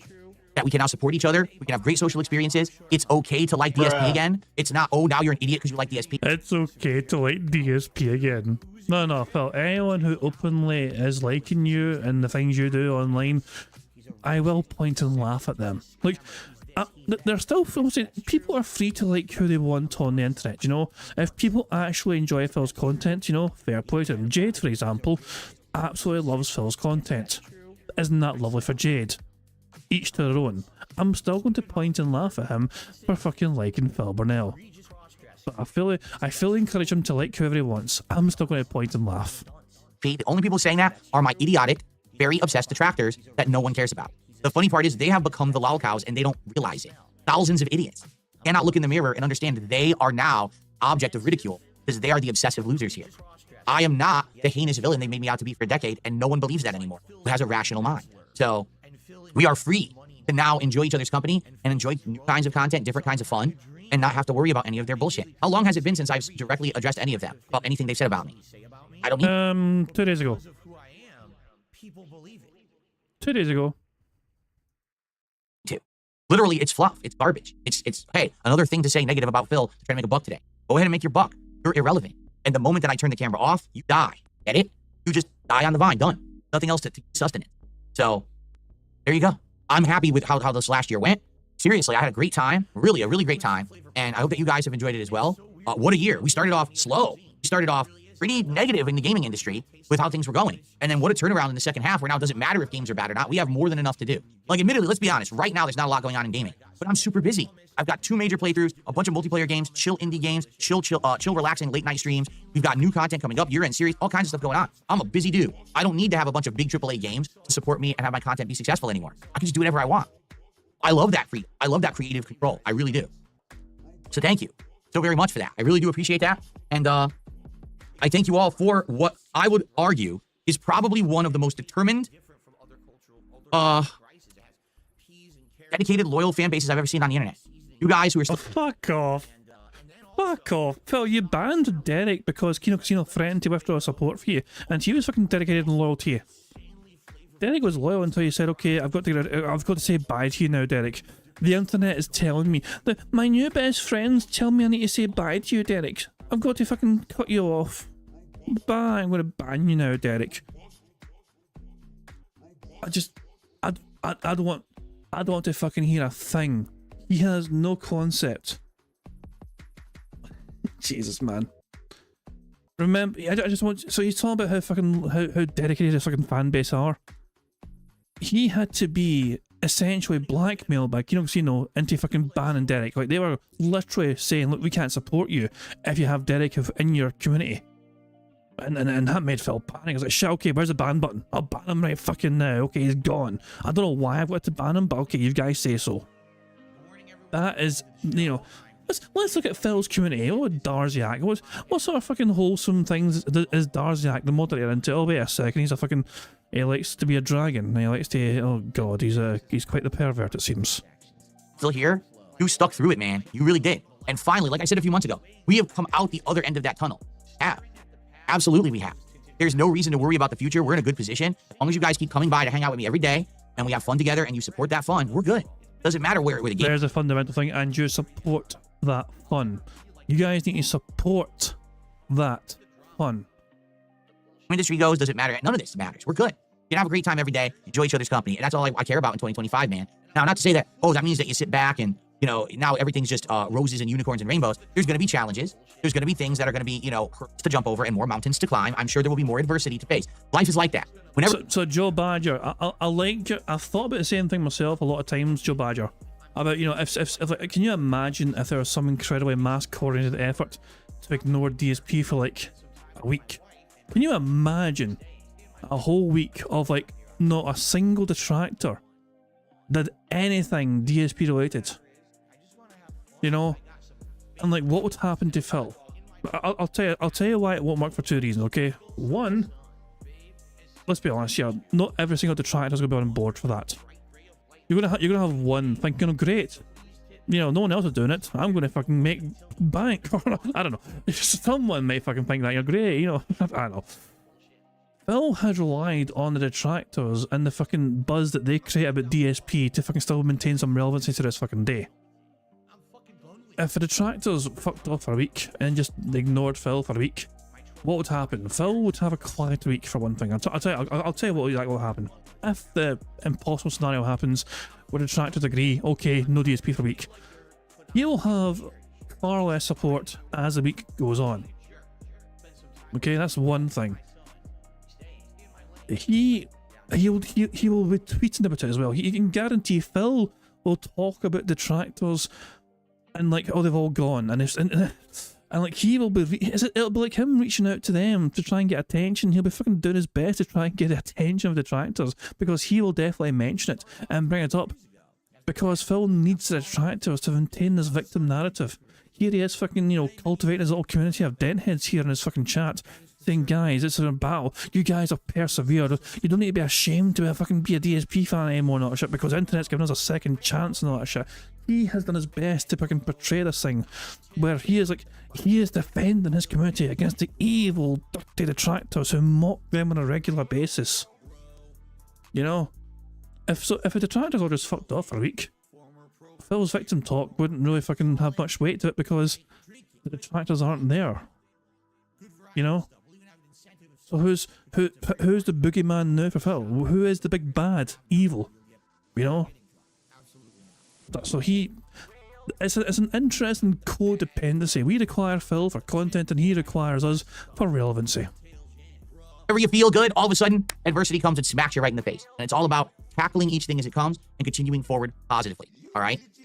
I am very excited for the future. This year, all the stuff that is to come, and I hope that you are too. I want to thank you all so much for 2024. It was a great year, in my opinion. I had a great time with it, and I'm very much looking forward to new stuff in the new year.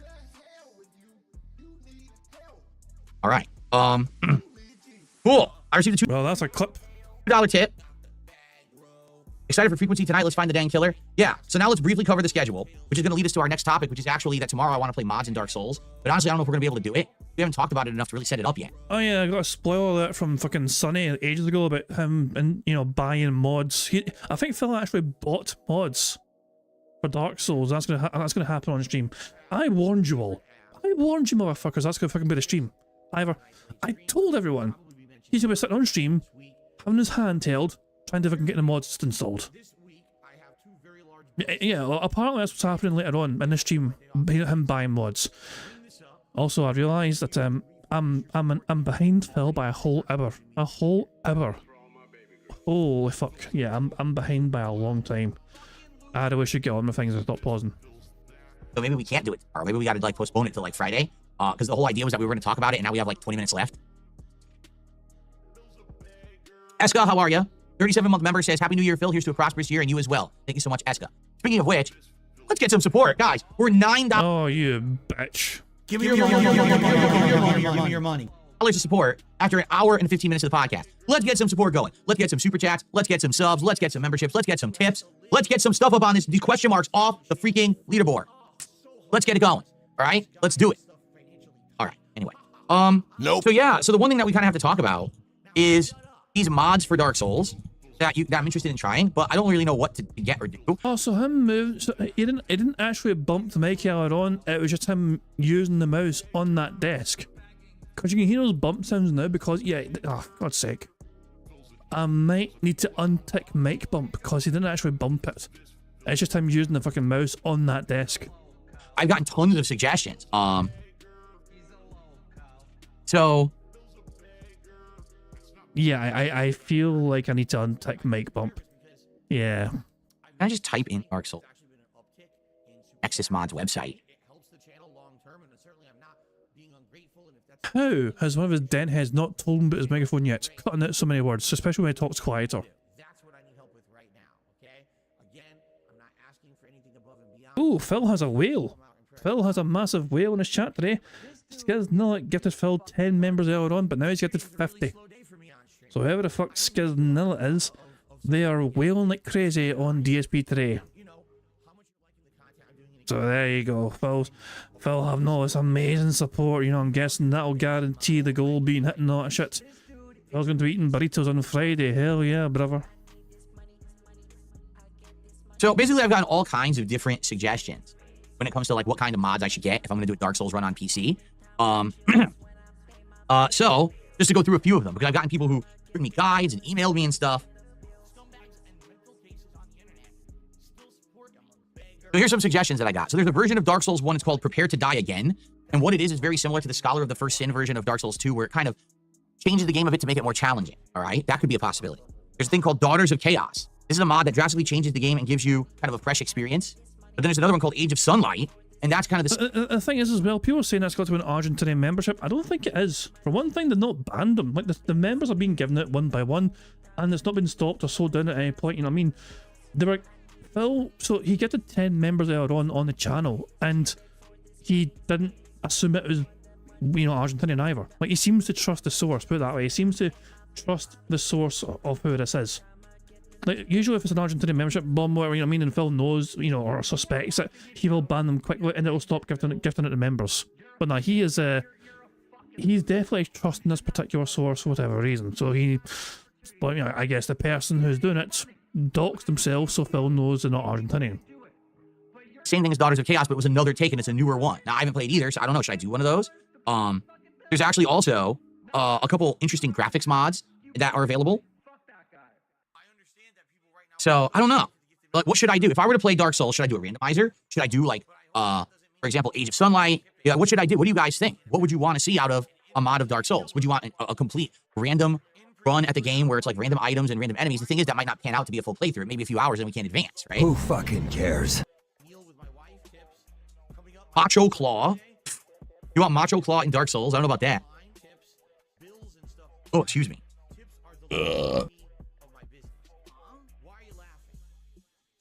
Randomizer? Now, what kind of randomizer? There's enemy randomizer and there's item randomizer. Am I going to install the mods on stream? Well, I don't even have the game yet. Like, I have to buy, it's Dark Souls Remastered, right? So I have to buy and install that in order to even have mods. You know what? I'm going to go faster. Can we go faster? 1.75. We're going faster.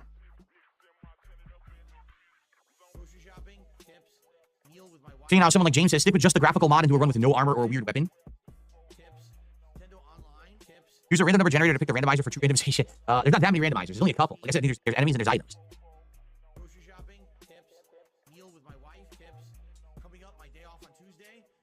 See, I'm excited because I've never done mods before, ever. In any game, I've never done mods, right? I think the only mod I've literally ever done was when Fallout 4 added mods on Xbox One, and I tried a few random ones there, like the Macho Deathclaw that we just got referenced. Or I think there was like a performance mod once that I used, but for the most part, I've never done them. So, you know, this is exciting to me to say, hey, how can mods change a game and change a gaming experience and make a stream fun?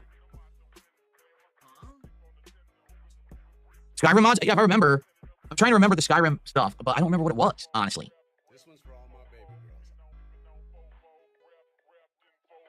I'm pretty sure they don't have a Minecraft mod for Dark Souls. What are you talking about? That'd be insane if they did. Make Dark Souls look like Minecraft. So I'm counting that. Him saying what are you talking about is close enough for me. Sometimes it says what the fuck he's talking about, or sometimes it says what are you talking about, you know. The TF is always optional, but he still said what you're talking about. Burger? That counts to tick. Now that would be weird. Yeah, see, here's the enemy randomizer. Randomly replaces enemies and bosses in the world. Boss. Shots. End up fighting Sith in a random area for no reason.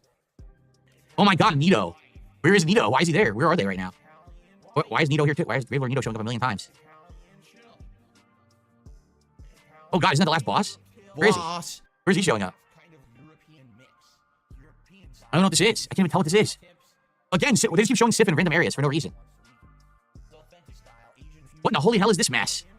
Oh my god, the bone giant skeleton. That Dark Wraith dude. And I don't even know what the fuck that is. Is that one of the Phalanx demons? All in one room? How are you supposed to fight that? How are you supposed to succeed against that? How could you possibly survive that? And now, wait a minute. Oh, so here's a question, right? If it's randomized, does that mean that every single time that you sit at the bonfire, it reshuffles? Like, let's say these enemies are in the room and you run in the room and you die. Then when you respawn, is it different enemies in the room again? Oh, God. This could be insane. This could be, like, so wild to try to take on that. Holy shit. If that's the case, you know, I don't really know if that's exactly what it is, but, you know.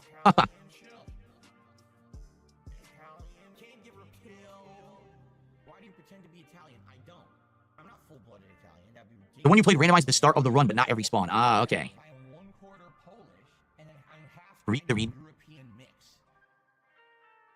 Enemy the randomizer generates a random placement of enemies to make your playthrough of Dark Souls different and more challenging. Depending on the options you choose, it's possible to, for example, fight Manus or 3 of them, the swamps of Blighttown, or pass through the Fog Gate in Anor Londo to see a puny hollow and a painting guardian instead of Ornstein and Smough. It is now possible to also configure what enemies are replaced into the world by the randomizer. It's possible to disable enemies from spawning, or allowing the randomizer to spawn certain enemies that are disabled by default, like ghosts. This feature, because that makes sense, you want to fight, the ghost can only be killed by your the special thing, the item, so you don't want to have to fight them if you can't defeat them. The feature can also be used for more interesting purposes. One can disable all enemy types except one, make the randomizer replace all enemies bosses with that one enemy. You just turn everything into a win. Do know, however, that this is still a kind of early version of the mod. It does have issues. Well, it came out in 2019, so you had 5 years to refine it. Fuck off. What's up, Game Boy? How are you today? I fucking see you've been doing content creation for like fucking 13 years. You've had 13 years to fucking refine it. Why is it still garbage filled in? Mimics only. Yeah, I don't know. So, I mean, this is one to try, but I feel like this would not work. Oh, look, remastered as opposed to Fair to Die edition. I'll be playing remastered. I feel like, this would be fun for a stream, but I don't see how that could ever work as a playthrough. Because what if you end up with Gwyn as the second enemy in the game and you can't get past him, right? You know what I mean? Or Gwyn is the first boss. Well, you'll never level up enough to beat him, so then your playthrough's soft. We've got that. I definitely want to do the graphics mod for sure. Like, it would make sense to do the graphics mod. So what was, hold on. One of them was called Age of Sunlight, it was called? Age of Sunlight. Hang on. I really run away from my house. Hold on. We have 4 free spaces for Beggs, so that's 1, 2, 3, 4. He's top 4. And we have 1 free space with Snorts, which is there. Not even. No, we are currently 3 away from a full house. If we get 1 more Begg, we're 2 away from a full house. So yeah, we're not 1 away yet. Remember though, if we get 100 likes on the stream, that's 3 free spaces, and that would seal it. Gameplay overhaul. Age of Sunlight is a gameplay overhaul. Prepare to Die. Oh, it only works for Prepare to Die edition. Well, I'm going to be getting remastered. Makes changes to nearly every aspect of the goal, creating a unique, more polished experience.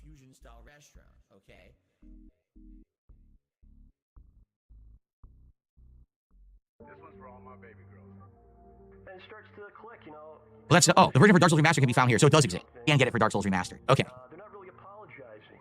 Look, enhanced controls, bosses have new attacks and second phases, bonfires are added and reorganized, less tedious runbacks, changes to poise,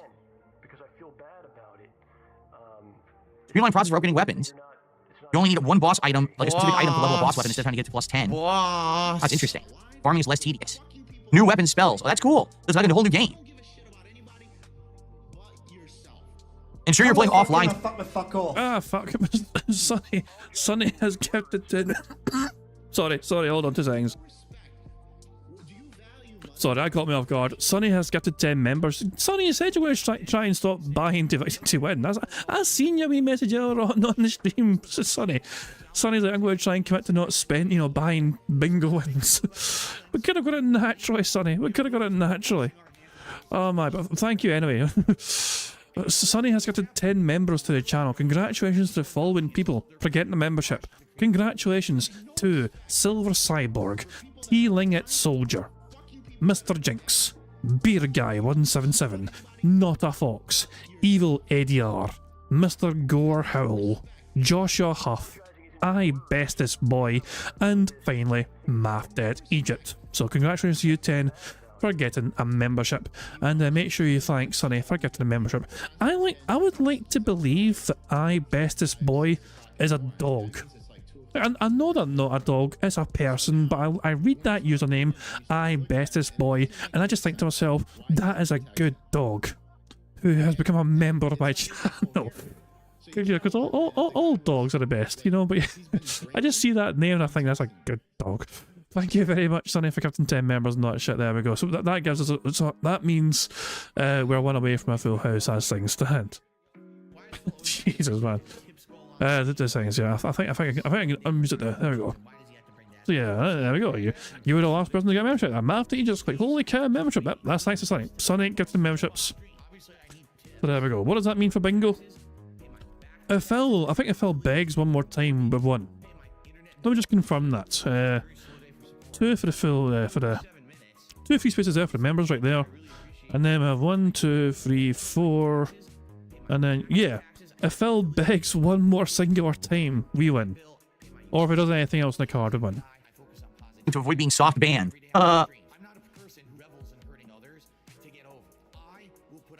Escador says most enemy randomizers will have a setting. It'll scale enemies to your location, so that way it won't be as bad. Like, it'll still be playable.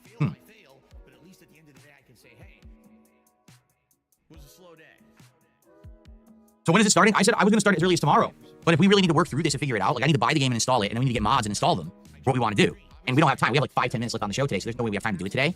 So maybe we postpone, all right? Maybe tomorrow we'll do another Indiana Jones stream now that we're in the Himalayas, make more progress there. And then maybe we save this for Friday. Maybe Friday we do Dark Souls mods on the first stream, and then Friday Night Fights, more Street Fighter on the late stream. I'd be okay with that. Because we don't have to, I didn't set it up yet. And I don't want to promise this, and then, let's do it, and we have to start doing it, and now it cuts into the game. I want to play the game. Boy, sorry. Whew. Maybe do this during the daily wrap. Well, the thing is, I need your live feedback, too, on what you want. Like, for example, should we try the Age of Sunlight? Does that sound fun? Should we? Obviously, I want to do a graphical upgrade. It seems like a couple different suggestions of ones you can... where's this one? Dark Souls Remastered mod. It's 624. It's supposed to be graphics. Not found. Lol. Oh, 642. I had it wrong. Dumbass. Dark Souls remastered. Textures were AI upscaled and ported from Prepare to Die edition. Dynamic shadows added to the whole game. Parallax occlusion mapping added. Baked lighting removal where needed. Fixes hundreds of bugs from the 2011 release. Aims to restore Prepare to Die edition lighting. Better distant meshes, better water reflections, and new landscape mesh. Right? So new dynamic lighting. Yeah, see? Adjust the depth of field. It's going to make it look much better. Yeah, do not play online. So all these mods basically say do not play online. Always play offline.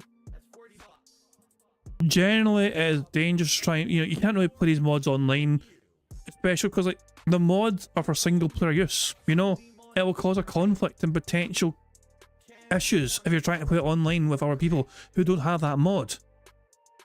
Like, if you're playing it online or whatever, in a game like Dark Souls, I think they would also have to have the mod themselves, so there's no conflict there, I think, it depends on the fucking mod, of course, but there you go.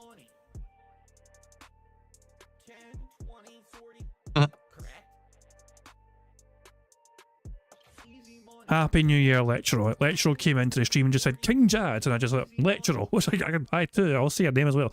But yeah, Lecturer, big ups for the year you've had. You've had a robust end of the year for sure, you know what I mean? You've been killing it with the content lately, with the series, you've been doing all that shit, so there we go. Everyone's looking forward to the next episode. I know we're looking forward to it as well. As soon as your next episode is ready, we'll watch it before our next bingo, that's for damn sure, yeah. So, you keep killing it, Lecturer. Happy New Year to you too. Okay. I don't know why I'm yawning. I'm not tired. I'm just yawning this morning for some odd reason. Weird. Sam Good says, I would recommend asking someone who has done this before to guide you through the installation process. And Battleduck says, yes, first time modding can be just as frustrating, if not even more than your mic boom setup. But you see what I mean? Like, we need time to do it. I don't want to be like, oh yeah, we're doing it. And then we turn on the stream. Well, none of the mods are installed yet. Let's install the mods. And the entire stream becomes installing the mods instead of playing the game. I think that would piss people off, including me. So I want time to do it properly. Maybe what we do tomorrow's podcast is the Dark Souls mod podcast, where we go here, we download the game, download the mods we want, we install the mods, we get it working. So that way we can play it on Friday.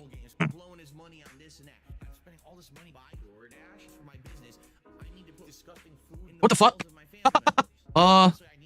Sure, another electric Toyota. All right, I'm just going to say this about electric cars, because I already have, but I'll say it again. All right, I like, that's not the podcast. I like the idea of electric cars. I really do. If we could get rid of fossil fuels, great. The problem is, once again, humans, what we're doing is we're rushing forward at a careening pace before the infrastructure is ready. I'll give you an example. You're going to get a kick out of this one, okay? I live in Washington State. We are one of who fucking cares? The most progressive left-leaning states in the entire country when it comes to political thought and stuff like that. So, our government actually is trying to outlaw fossil fuel cars, saying if you want to drive a vehicle, in a few years you can only buy an electric vehicle. Okay? It's good intentions. But last year during the winter, all right, all of a sudden, a big alert came out from our electric company. Want to know what the alert was? Whatever you do, stop using electricity. Turn anything off you don't need, cut back on it, because the grid is an amazing amount of stress right now, middle of the winter. And we're at risk of having a major failure or actually running out of electricity. So please do all you can do to conserve electricity. I want you to think about this. We are currently in the early stages of adopting electric vehicles. We don't have a ton of them yet, but everyone's leaning that way, and our government is trying to outlaw fossil fuel cars. But the companies that generate electricity are saying, at certain times of the year, we don't have enough electricity now. So what's going to happen if all of a sudden no one can drive fossil fuel cars anymore, and everyone has to get an electric car? We don't even have the grid that can support it, but we're outlawing what we're doing now. How the fuck does that make any sense? Does it make any sense at all? Like, I'm all for going to clean alternatives, really. I want to have clean air. I want to stop using fossil fuels, but can we do it in a method that makes sense, that doesn't screw over humanity? Oh, you can't drive anymore in a fossil fuel car, but now no one has electricity, the grid just got shot, so now no one can do anything. That sounds like a good idea. Why is no one using their fucking brains out here?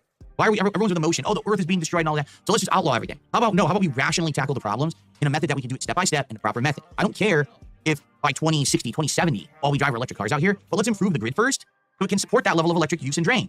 Why are we We're going to shoot ourselves in the foot. People want to move forward too fast, too quick, before we're ready for it.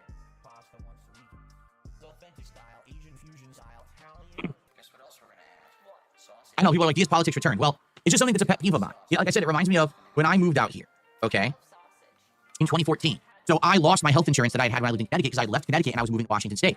When I moved out here and I tried to get health insurance, the entire system was broken. Why? Because President Obama, had redone the American healthcare system, now Obamacare, right? Thanks, Obama.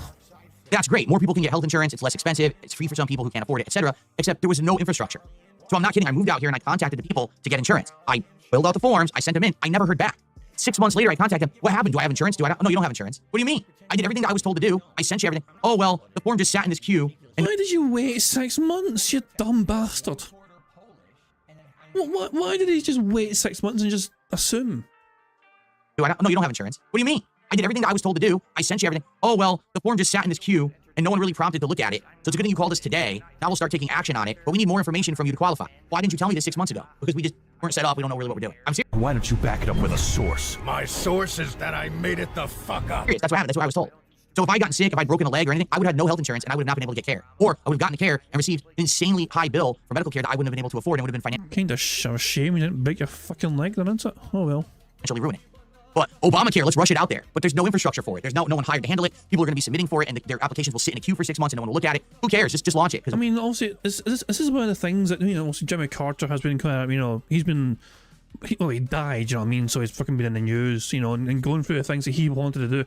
Jimmy Carter was a supporter of, I believe he was kind of a supporter of universal healthcare. He kind of hoped to have something in place for that in America. He just wasn't able to get any fucking real progress in it, you know? It's one of those things where it's hard. I mean, in America anyway, the medical industry is a big cash cow for a lot of particular people, you know? So trying to nationalise that, like it is in the UK, for example, you know what I mean? It's gonna be hard to get that fucking, you know, to go through properly, you know? It's crazy. I always find it incredible the amount of money it costs people to go through like some just what I perceive them as routine medical things. Like, you know, in the UK it wouldn't cost much at all, but in America it would fucking cost you like hundreds of fucking. It's like, what the fuck? You know, like, what in the fuck, man? You know. Aye. I mean, obviously, I'm not trying to fucking say no. He was massively unpopular, you know what I mean, and he fucking lost by a landslide went to Reagan, you know, Carter, you know what I mean.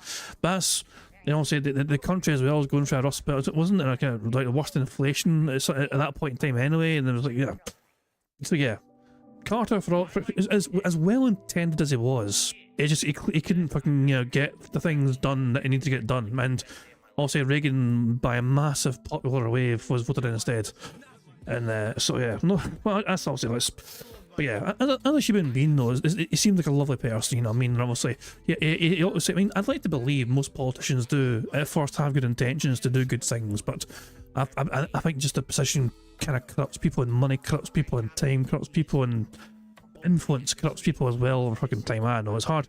I'm a skeptical person when it comes to politics these days. You know what I mean? Like I feel like people get their fucking arse and power and charge in some capacity, and then they stop caring about the fucking people that voted them in the first place. I don't know. Just to suit their own fucking needs. I don't know. But yeah. But that's all that though. That's a different topic altogether. Obama said so. That's our American government. It's pathetic. It really is. So anyway, that's what annoys me about it. So I see all these electric vehicle ads, and they actually drive me nuts. They do. Like, dude, you don't want everyone to get electric vehicles. If they did, overnight our grid would be overloaded, and then we'd have no electricity. We need to prepare for it slowly. Let's do an infrastructure upgrade in the next 5 to 10 years to change it so that we can now have the capacity for all these electric vehicles. Who's looking into that? No one. No one is. I mean, to be fair, no, I mean, a lot of people, that's a fucking bold-faced lie, that is. A lot of people are looking into the ways to fucking make electrical vehicles more viable for people. Like, I've seen some things like how the roads themselves, like, the kinetic energy used by vehicles on the road And the road themselves can also power vehicles, like not normal roads, but also fucking these special roads or whatever, to have some sort of fucking, I don't know, I'm not, there's like tons of different ideas and methods and all these hypotheticals and possibilities as to things that could potentially work to, you know, make things work better. You know, people are always looking into this fucking shit. They're always trying to fucking develop the way forward, to think what's the fucking best way forward, the simplest way forward. And also, that's a fantastic point. You know, remember, Phil did not vote. Phil did not register to vote. He did not vote whatsoever. He chose not to have a voice, and yet here he is complaining about things that politicians have done. Like, he is complaining about a fucking choice here that he could have fucking voted himself. And then he would have had more reasons to fucking complain about it. But Phil didn't bother his arse to vote. And yet here he is complaining about the things that politicians have done in this country. We'll just handle it when it happens. Instead of preparing for the inevitable issue, just deal with it when it happens, right? Well, that really worked during COVID, didn't it? That was the best response possible. But we don't learn. Humanity doesn't learn from error, apparently. We don't learn from history. We just repeat the same errors, and history repeats itself over and over again. COVID was a fucking shit show globally, you know? Like, that was a fucking nightmare. Jesus, man. Like, oh, you know, I still, there's so many things, like, the Western world was not prepared for that, you know? And that's like, it's easy to just like, I'm going to blame this politician and that politician, whatever, you know what I mean? But nah, it's like, it would have been a fucking shit show regardless, I think, you know what I mean? And as annoying as it was to go through COVID, hopefully it's a good learning lesson for, you know, because that'll happen in future. I can guarantee this, it will happen again in the future. And hopefully we're better prepared for it next time. I have to wait and see though. I received a dollar tip. Someone says, here's a quick one. I'm hovering over the purchase button for Black Ops 6. It's on sale, so I'm asking you, is it worth it? Depends on what you're looking for in the game. First of all, you know, even though people crap on Call of Duty every year, ultimately it is one of the best values for the dollar, and here's what I mean. You usually crap on yourself, Phil, you fucking hypocrite. When you buy Black Ops 6, you are receiving a campaign. You are receiving standard multiplayer. You are receiving zombies co-op, and you are receiving Warzone Battle Royale. You're receiving a tremendous amount of products for the price tag that you're paying. Okay, so, you know, you're getting a big deal. You really are. You're getting a big deal compared to what you get from other games these days. All right, now the question is, out of the 4 things I mentioned, what are you going to play? Are you going to play all 4 modes? Are you only interested in one? Like for me, I'm always interested in the standard multiplayer. Now there's sometimes that I will do the Battle Royale or I will do those zombies, but for the most part, I just play the standard multiplayer, okay?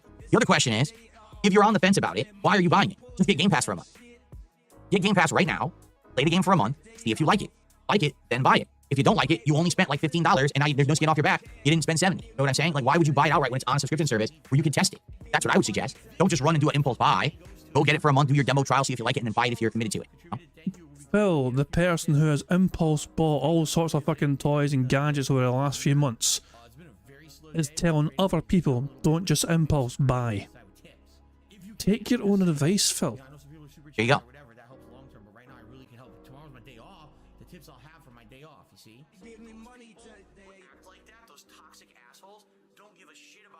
All right, any last minute stuff? I have other stuff I want to show you guys. Like, for example, for the first time ever, I actually bought one of those, impulse buying. He just complained. He told someone else, don't just impulse buy it.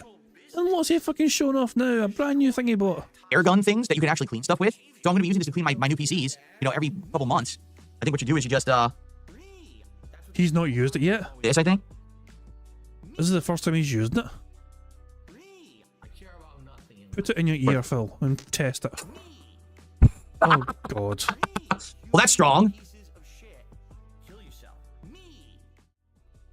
Hang on. I need to slow this down. Normal speed.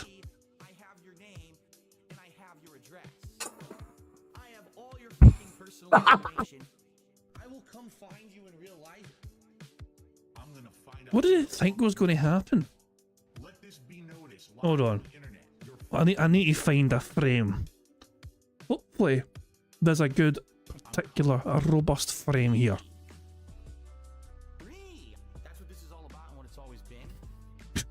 What the hell, man? Jesus Christ. What the hell is wrong? Why is it when Phil closes his eyes like this, he ages by like fucking 40 years?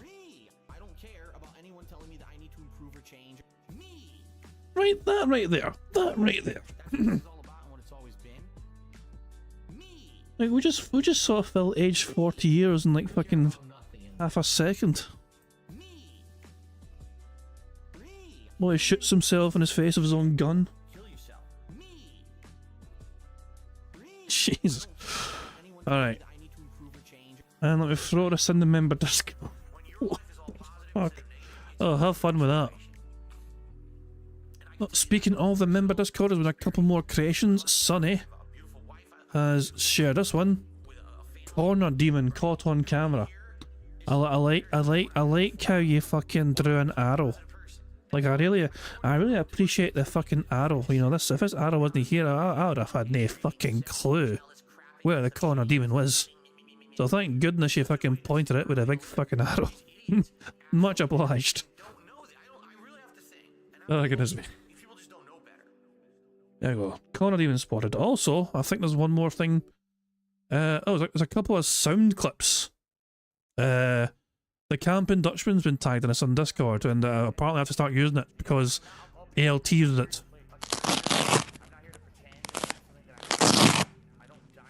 That is the sound of a Velcro wallet opening. Jesus. Apparently ALT's one's a bit snappy, I don't know. There's another version.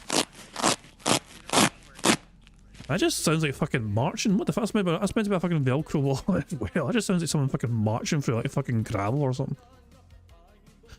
Oh, and in case people are curious, so remember Prophet shared earlier on. So Prophet earlier on shared this. Very robust, okay? Then he started cleaning his office. Okay? Oops, too far. So yeah, this was him. He's actually removed everything and he's wiped it down, plus Windex for glass desk, not, you know, glass desk and all that. And the final product, Prophet has finished cleaning his entire streaming setup. So there we go. Just thought I'd share Prophet's progress there. As he's, that's what he's doing, he's just making sure it's all nice and clean or whatever. So while he's enjoying Bingo on the 120-inch display, he was cleaning his streaming setup behind him. And lo and behold, it's all looking fan-dabby-dozy now. Fantastic stuff. Congratulations, Prophet, for a meaningful day off. I mean, if during the whole time of Bingo, the whole Bingo was spent for Prophet not only enjoying Bingo, but also being busy. Do you think Phil Burnell would have managed to have cleaned his entire streaming setup in that time frame in like 3 hours? I don't think so. Nah.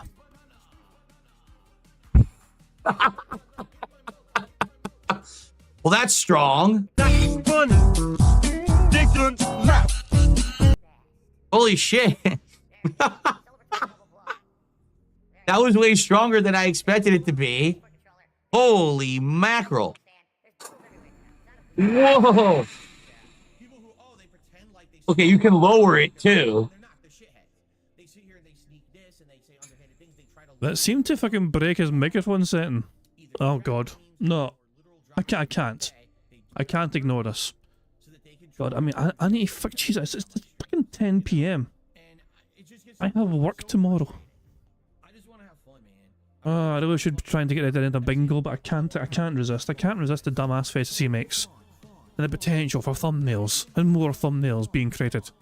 For the fucking dumbass expression. Gee, what the fuck happened to his hand? Hold on, restore.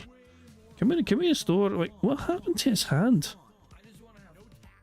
Hold on, just can we restore? Wait, whatever happened here, can we get it back?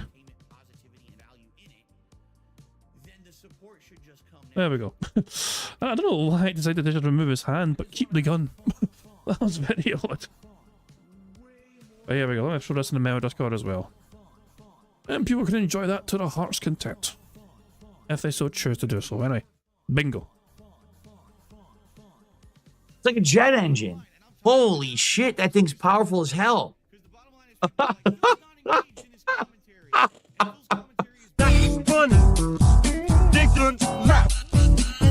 Whoa. So I'm like wondering, how do I do it? Like my PCs now have on certain sides they have removable filters. Like my gaming PC, the back filter comes off, and I think there's a filter on the bottom that comes off. Who fucking cares? Those I can just take off and blast like this.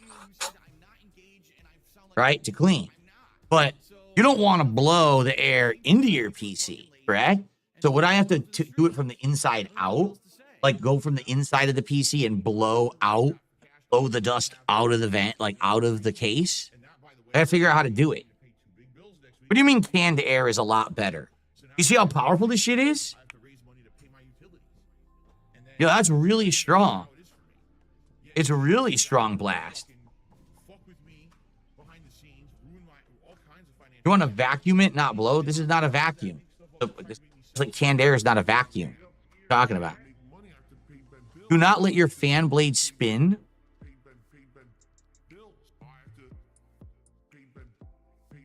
Turn off the computer when you do it. Okay, so make sure the computer's completely off. Wait, Phil had no idea you might turn off the computer when you fucking clean it?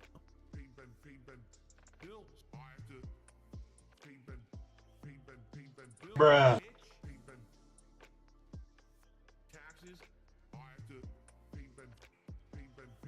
All right. See, I need advice.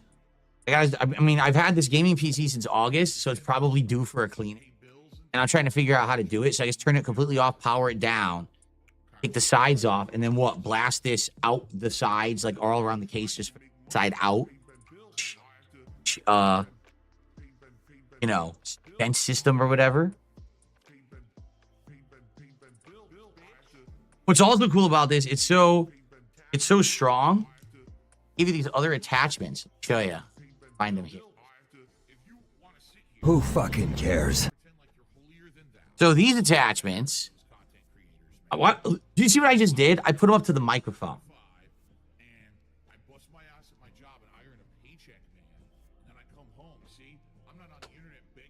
These attachments apparently are to inflate things. So you can put these on it and then put it into like a balloon or an inflatable mattress or whatever. Or up your fucking penis so you can try and make it bigger finally to satisfy a cat.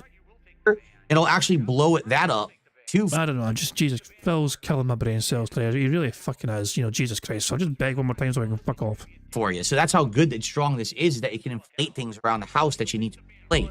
I think that's pretty cool.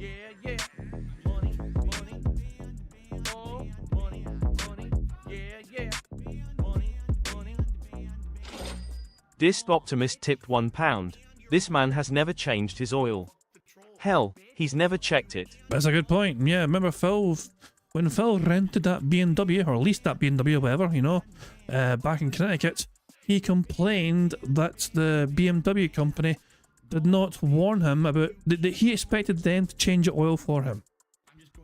He genuinely thought that that was their responsibility to change his oil in the BMW he was leasing. He was that entitled, he was that fucking sheltered, he had no concept whatsoever of what his responsibilities were. So that's how good and strong this is, that it can inflate things around the house that you need to inflate. I think that's pretty cool. I don't know how that works. Like, I don't know how you use this to tie a balloon or whatever, but apparently you can. Blow the fucking balloon up normally, you dumbass. And it came with a bunch of brushes and stuff to clean. You know, if you're already blowing, you can use a brush to like, dust off the vents and stuff like that. And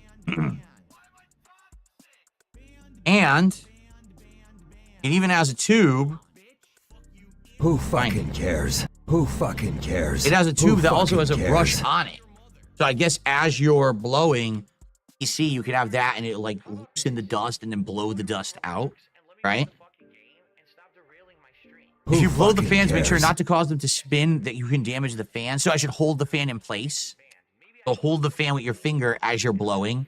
Make sure they don't spin. Okay. This is all like basic stuff. And Phil's like, wow, that's a great idea. I never would have thought of that. I'll have to figure this out. This is something I definitely need to do soon. Like I said, heading into a new year here, a new attitude. I mean, when have you ever heard me about cleaning? My talk about cleaning my setup and shit, right? So, I need to do that for sure. Okay. Just beg. Just please beg, Phil. Please beg. I beg of you to beg. All right, we got to end the show so we can start playing Stalker. Beg, you bastard. I got a couple more quick shout outs to do. Guys, Let's get some support going. That counts. Give me your money. Give me your money. Fuck you, Phil. We're done. Fuck off. Burger, burger, burger, burger, burger, burger, burger, burger. Full house. Oh boy, how exciting. Anyway. Fucking piggy prick fucking made us wait that fucking long for Jesus Christ, man. Right, that's the first $10 to the bingo prize fund. Fantastic stuff indeed. Oh, God help us all.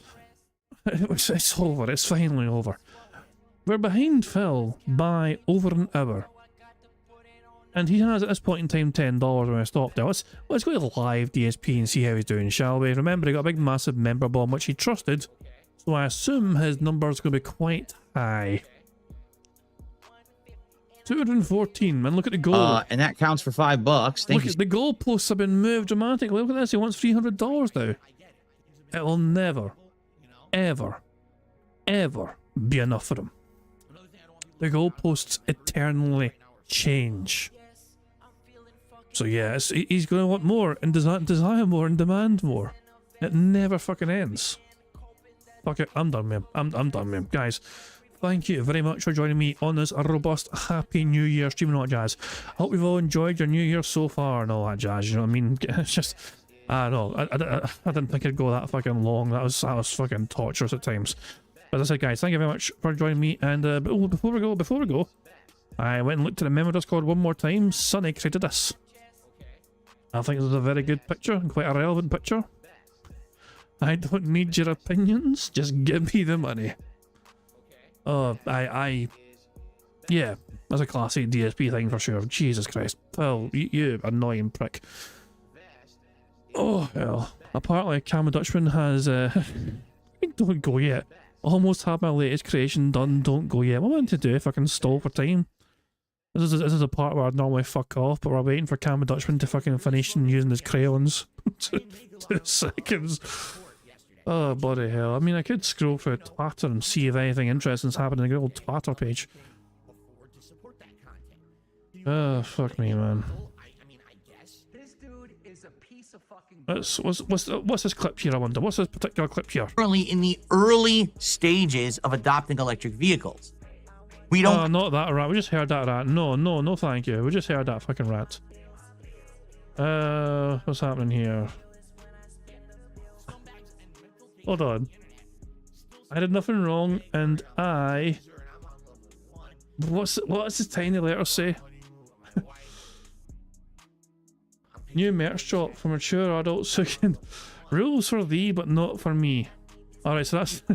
for mature adults who make up arbitrary rules about how they can use the R slur whilst morally policing others, labelling him with that word. Rules for thee, but not for me. Fantastic. That's actually a great fucking t-shirt. Let me hit like on that bad boy. Oh, bloody hell. And look, this is how you set up the boom mic arm. Look how simple this is to put the wires in. Remember, this is a bit that bruised Phil's thumbnails massively. It really hurt his thumbs if I can get the wire in the Shure boom mic arm. This lady must have like fingers of steel. She's doing this effortlessly, flawlessly, with no issues whatsoever. She's even smiling doing it, but it hurt Phil's thumbs. It really hurt Phil's thumbs when he did this. Jesus. Anyway, fuck it. Before we go, apparently it has been posted. Cam Dutchman says it was a rush job. He wanted to try and get it done in time. Bless him. Cam Dutchman came up with this little creation in the member Discord. Shoots him. I mean, he's often shooting himself in his own foot. You know, I guess this is quite a good analogy of Phil's being his own worst enemy. I don't know. Fuck it, guys. Right, I'm gonna bail, guys. I've been going long enough. Right, remember, guys, the community post is a brand new community post for a year of 2025. I think I might keep the community post for the entire year. I'm not sure yet. We'll see how we do. We'll see how we go after 6 months or so, okay? But this community post, brand new community post, linked in the description of the live stream. If you're not at a comment yet to get your marble added, make sure you do it before the end of the month. Because at the end of the month of January, of course, we're going to have another marble race to see who wins the bingo prize fund, which is currently sitting at $10, but hopefully we can win a lot more bingos between now and the end of the month. And of course, remember as well, the bingo prize fund is not just made up of us winning bingos, it's also a quarter of my YouTube income as well that goes towards that, so there we go. I mean, the more support I get, the more that bingo prize fund goes up as well. So that just sounds it just sounds greedy, I know. But anyway guys, thank you very much for being here. I hope you've all had a very fun, happy new year so far. I'll be back tomorrow with some more bingo antics, but until then, have a good one, and yeah, I'm going to end how it always ends, by playing Notorious PIG contributions made by the supremely talented Pixar Animations. So, until tomorrow, have a good one, and I'll catch you all later. Goodbye. On September 14th, a pre-authorized payment of $16.51 from PayPal.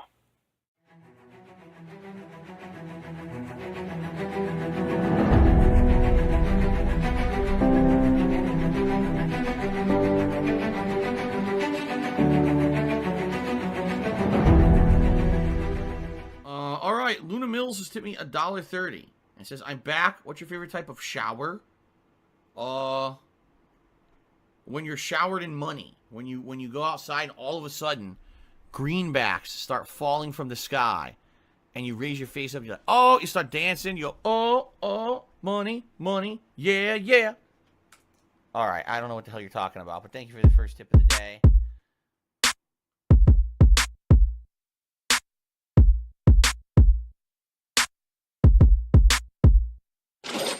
Money, money, yeah, yeah.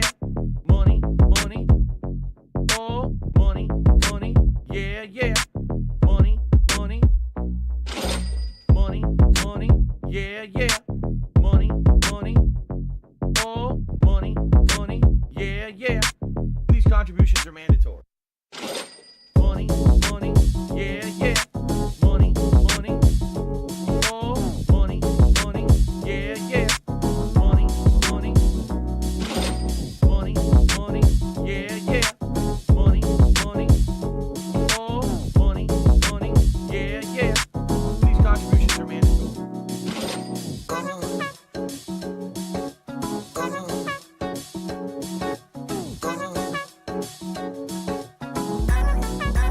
Show me the money.